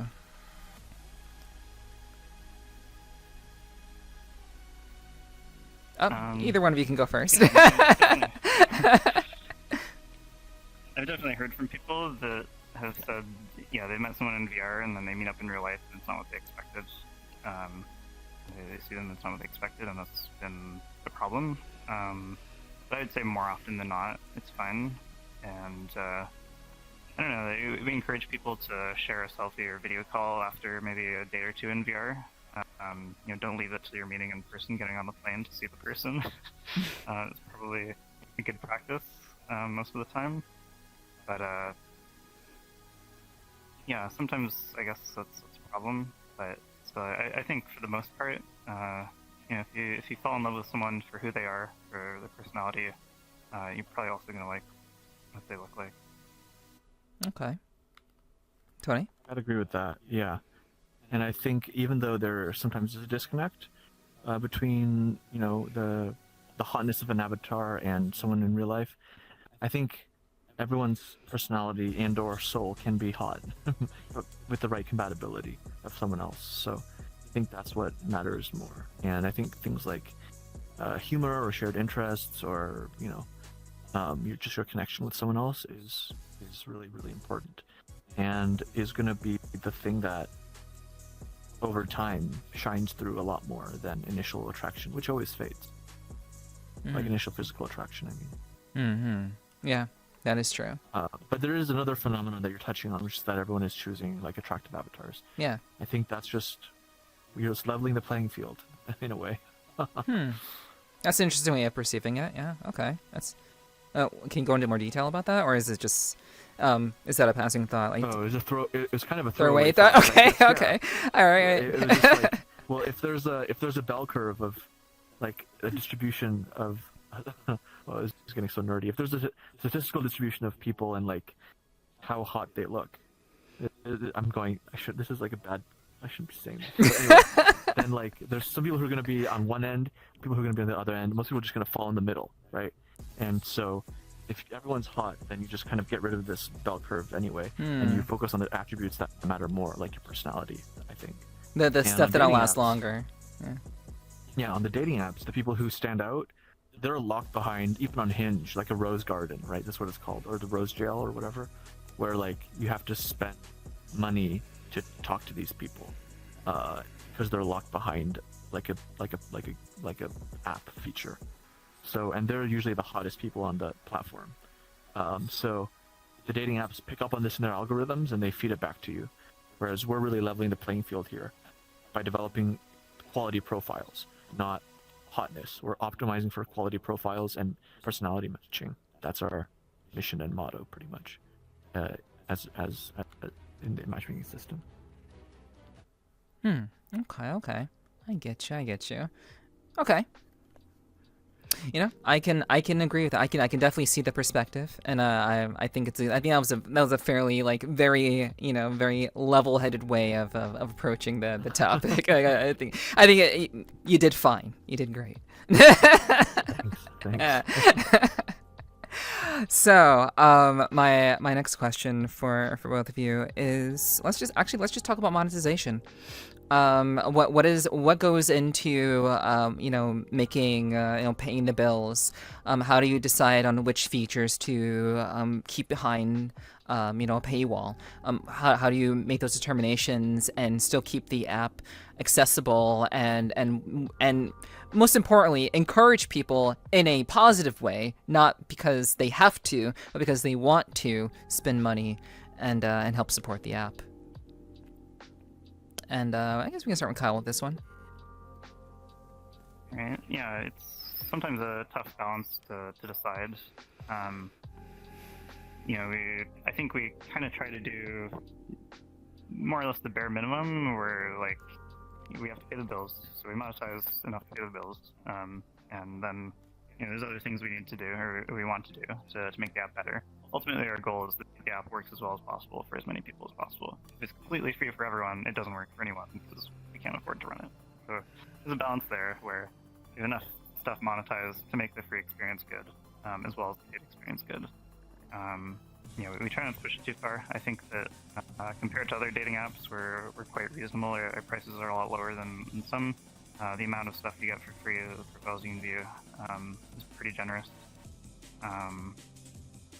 We try to have some monetization that's not just like, you gotta pay to use the app properly.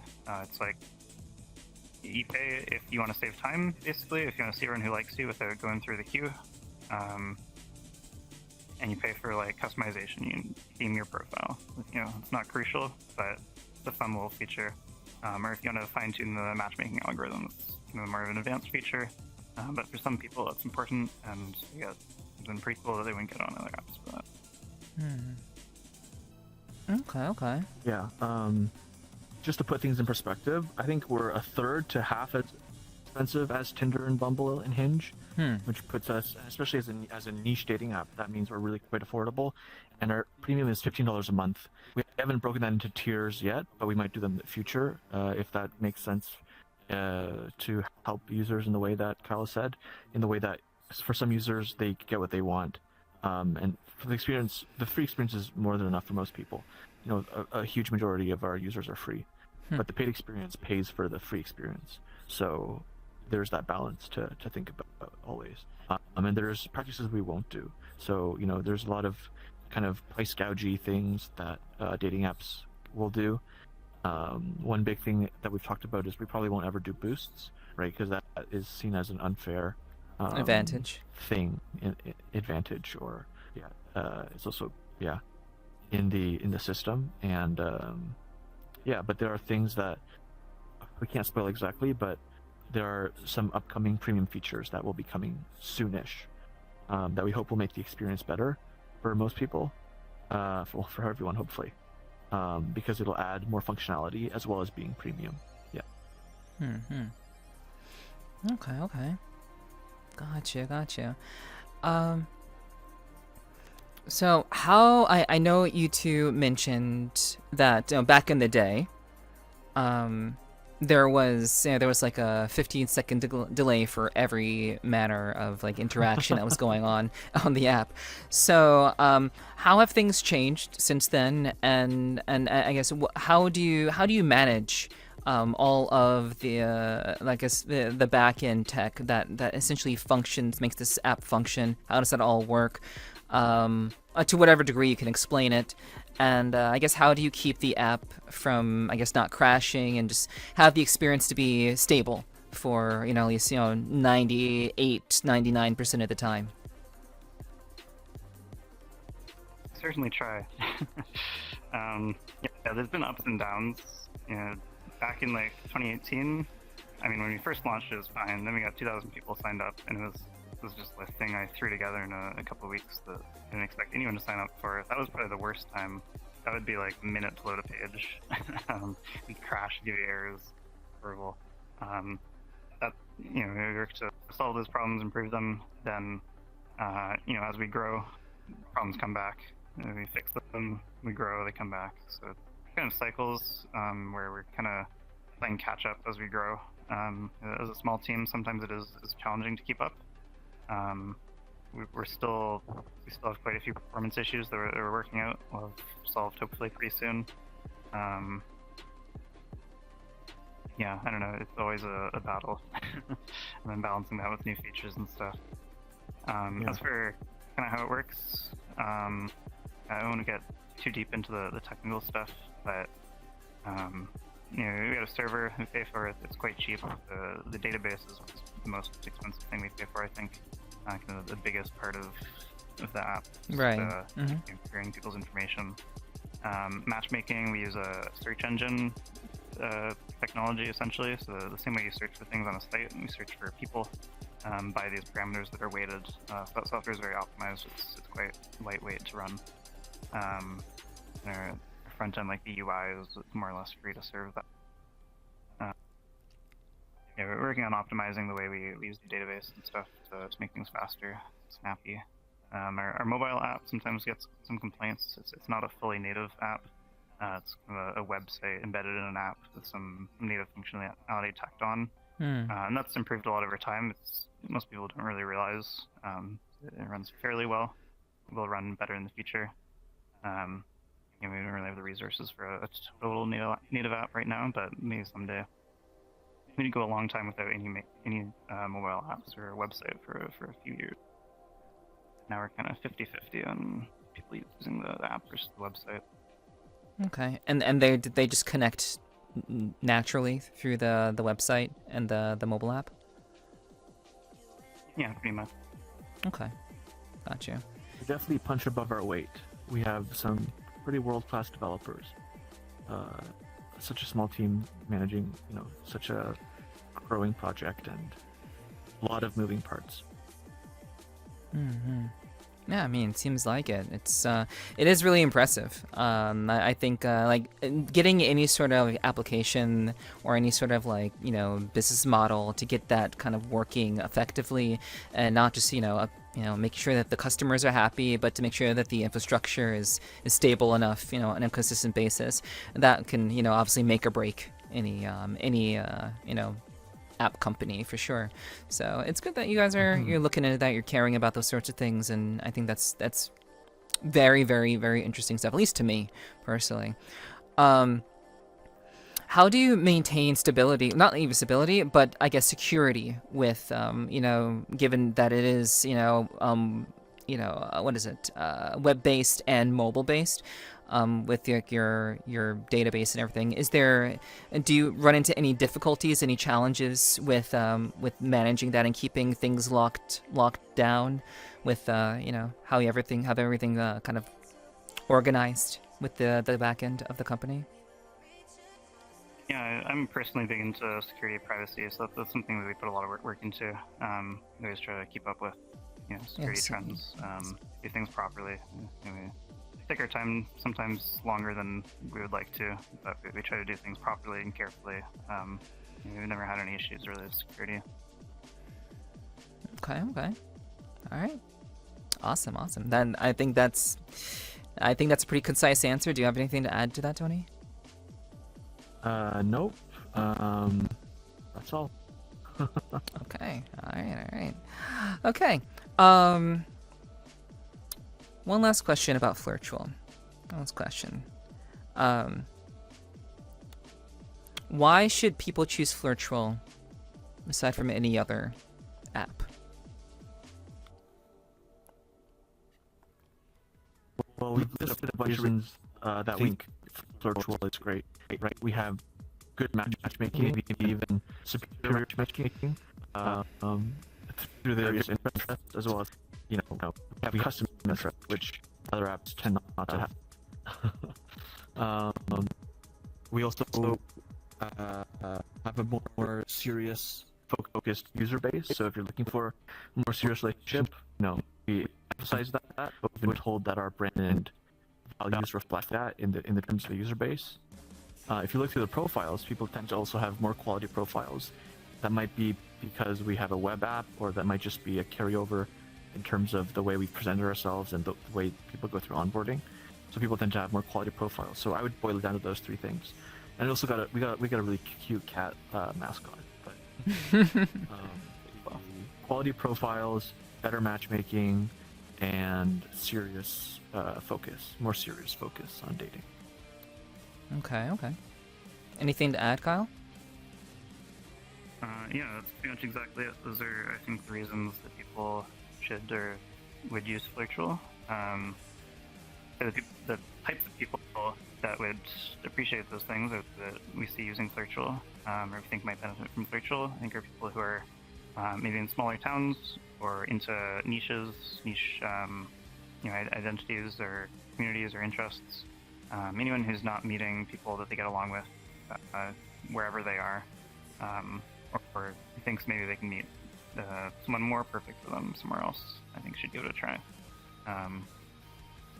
We'll try to kind of bridge that gap and find the very best people for you wherever they are. Okie dokie. All right, so I have a couple more questions for both of you. And we'll go ahead and start with my first usual question that I ask all my guests. Where would you like to be in 2 years? And I don't mean location-wise, that it could be a part of that, but where would you like to be, like in your goals and your ambitions, perhaps as a company, as a person? I prefer a more personal answer with regards to this. It could be related to like work or whatever, but where would you like to be in 2 years? And we can start with Tony for this one. Well, you caught me. I'd like to be in a stable, committed, loving relationship. Wouldn't we all? Yes. Okay. That's probably number one. Yeah. And my career has been exciting, flexible, and especially recently. So I want to keep doing probably research and FLIRTUal, balance those things somehow, and keep doing that. And thirdly, just prioritize the people in my life. So friends and family. Yeah, just keep in touch with them. Scared to see them a lot. I've made choices to move to a city that's like closer to a lot of them, or in the same city as a lot of them. So I'll hopefully that'll stay. I'm pretty happy where I am now. So more of the same in 2 years. Okay, more of the same but better. Okay, Kyle. Kind of same. I'm pretty happy with things are right now. Come a long way, and things are a little more stable and comfortable than they used to be. I would appreciate a little more like work-life balance. I think I spend a little bit too much time working on FLIRTUal to try and make it as good as possible and pay the bills. So if we're able to kind of get to a position that's a little more stable financially and stuff, just an app that's a little more stable, does the things that people want a little better. I'd like to spend a little more time just with friends, family. I'd like to spend more time just socializing in VRChat. Again, these days I get on mostly to host our own events, but I kind of miss spending time with people in VRChat more. So I'd like to do more of that. Kind of keep more of an eye on the communities in VRChat, see what's going on more. It's a goal of mine. All right, sounds good. All right. My next question for you two is, What is love? Oh boy. Well, we can start with Kyle for this one. I'll let you think about. I'll let you mull over that one a little bit, Tony.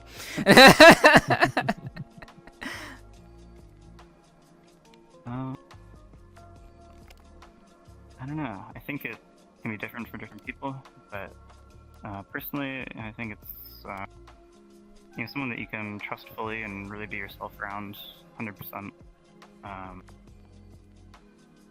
It helps to have things in common with them, interests, personality, whatever. But the big thing I think is like trust and just being able to kind of let yourself relax and be totally open and transparent and stuff. Yeah, to me, I think that's the most important thing. Okay. Tony? Yeah, very, very similar. I was going to phrase it as to be understood and accepted by another. That's it. Yeah. All right. But in a whole sense, yeah, in a Holistic. in a very encompassing sense. Okay. Yeah. Gotcha. All right.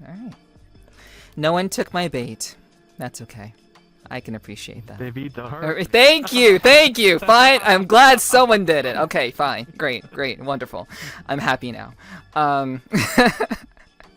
Okay, so next question is, what inspires you? So we'll start with Tony for this one. What inspires you? Yeah, getting to work on social problems with interesting people. So I get to do that with FLIRTUal, and I get to do that on the current project I'm working on, and get to do that with my research. So yeah, I'm pretty happy with where I am on that.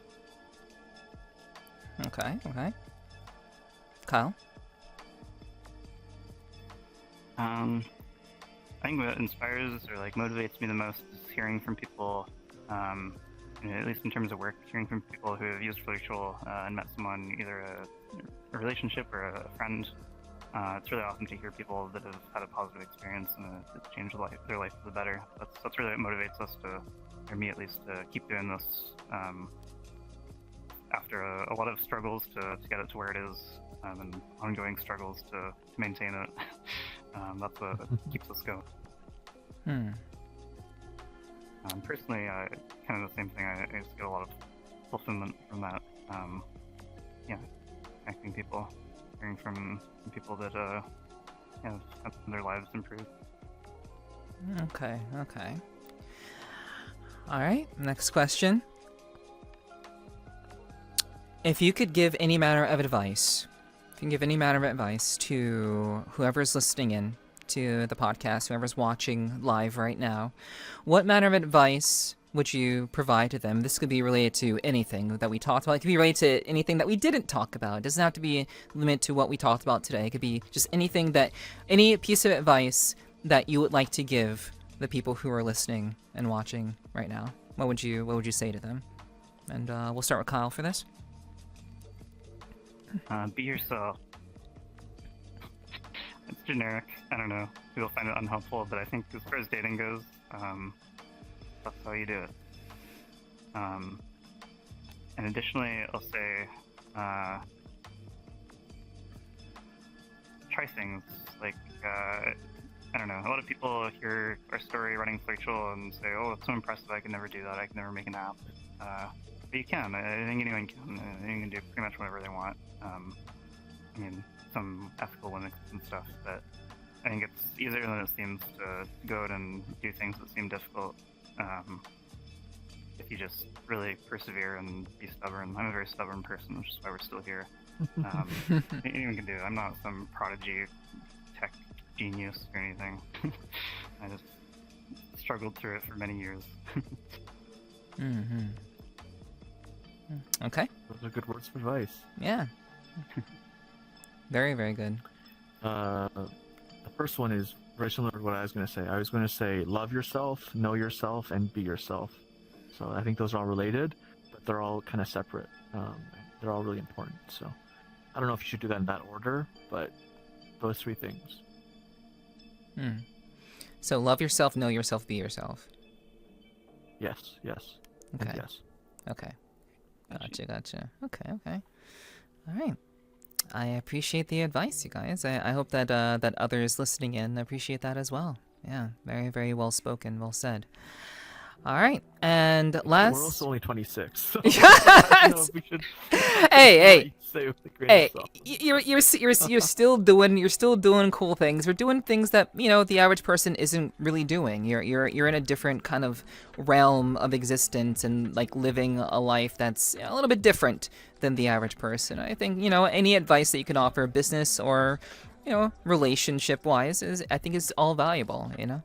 But it's from your perspective. It's from you. It's something that you believe in. I think that's why I asked those questions, because I want to get what the person believes, like first and foremost. So yeah. Definitely, I appreciate the question. It's a good question. Yeah. Thank you. I think it's got to think about these things. So my last question for you too is actually, where can people find you? Where can people find you? I was gonna make a joke, but I'll leave that one alone. Go ahead. We'll start with Tony for this one. Don't find me. And that was the joke. That was the joke right there. Right Well, I can there. be found on Twitter at Existiny, and Existiny, which is the current username, actually just doxes me, which is fine. I also don't live, like I say, I want a work-life separation, but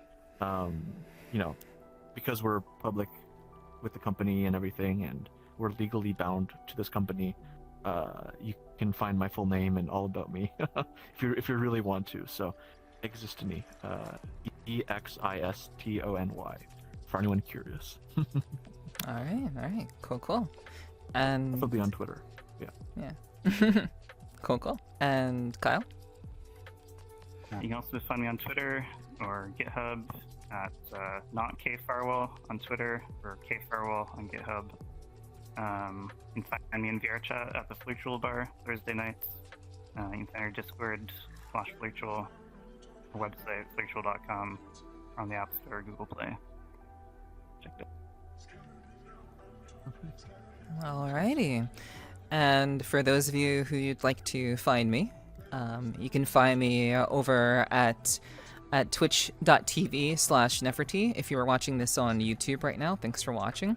So you can find me over there for live streams. I'm in the middle of a subathon right now, so you can find me 6 days out of the week. So you're going to be hard-pressed to miss me unless you are a more daytime person, since I stream largely in the evening. So find me over there. If you're watching this on Twitch right now, you can find me over at YouTube, at youtube.com/Nepherti with one I.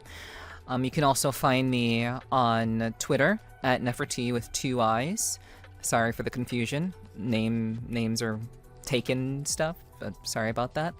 If you want to learn more information about the podcast and you want to keep up with the guests that we're having on and the releases of various episodes that I put out, I am a one-person production team. I do everything myself. Everything is essentially me. Everything.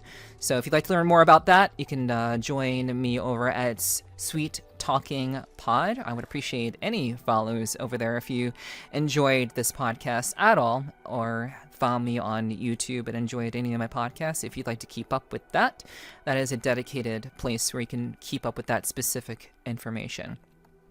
And if you genuinely would like to support me in a further manner, you can also find me on patreon.com/Nepherti, and you can subscribe over there for just, I believe it's $3. The lowest tier is $3 if you want to get access to the majority of things that I have going on over there. I do like one-on-ones with people. That's part of a higher tier if that's something that's interesting to you. But that's completely optional if you want to support me in a more tangible way. Any and all support is very much appreciated, since, again, I'm just one person trying to do a slew of different things. I will go ahead and just put this out there too. I recently made a TikTok against my better judgment, but I'm going to do it anyway because I see the value. So you can find me over at TikTok now at tiktok.com/ what is it? What is the even account? It was I think it's Nepherti VT. I think it's Nepherti with one I VT. You You can find me over at TikTok. There's not very much over there. I just made it like this week. So hopefully there'll be more stuff over there in the coming days. But if you'd like to support there and you like TikTok, feel free to follow me over there. I'd really appreciate the support to kind of get me off the ground. It really would be helpful. But we're going to go ahead and move into the post conversation with Kyle and Tony this evening. So if you'd like to get this post conversation, if you're watching on YouTube right now, you can get access to this conversation and previous post conversations that I've had with past guests just for $3 over at Patreon. That's largely like the big thing that I do over at Patreon. I made those conversations available for those people who are subscribe to me over there.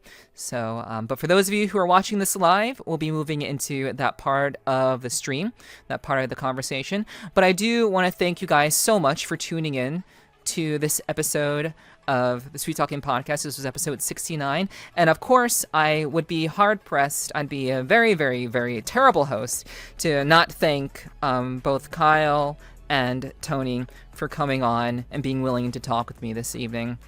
I sincerely appreciate the time that you two took out of your evening to spend yapping with me on the internet in VR avatars in this grand space we call VRChat. I really appreciate the time. Thank you so much.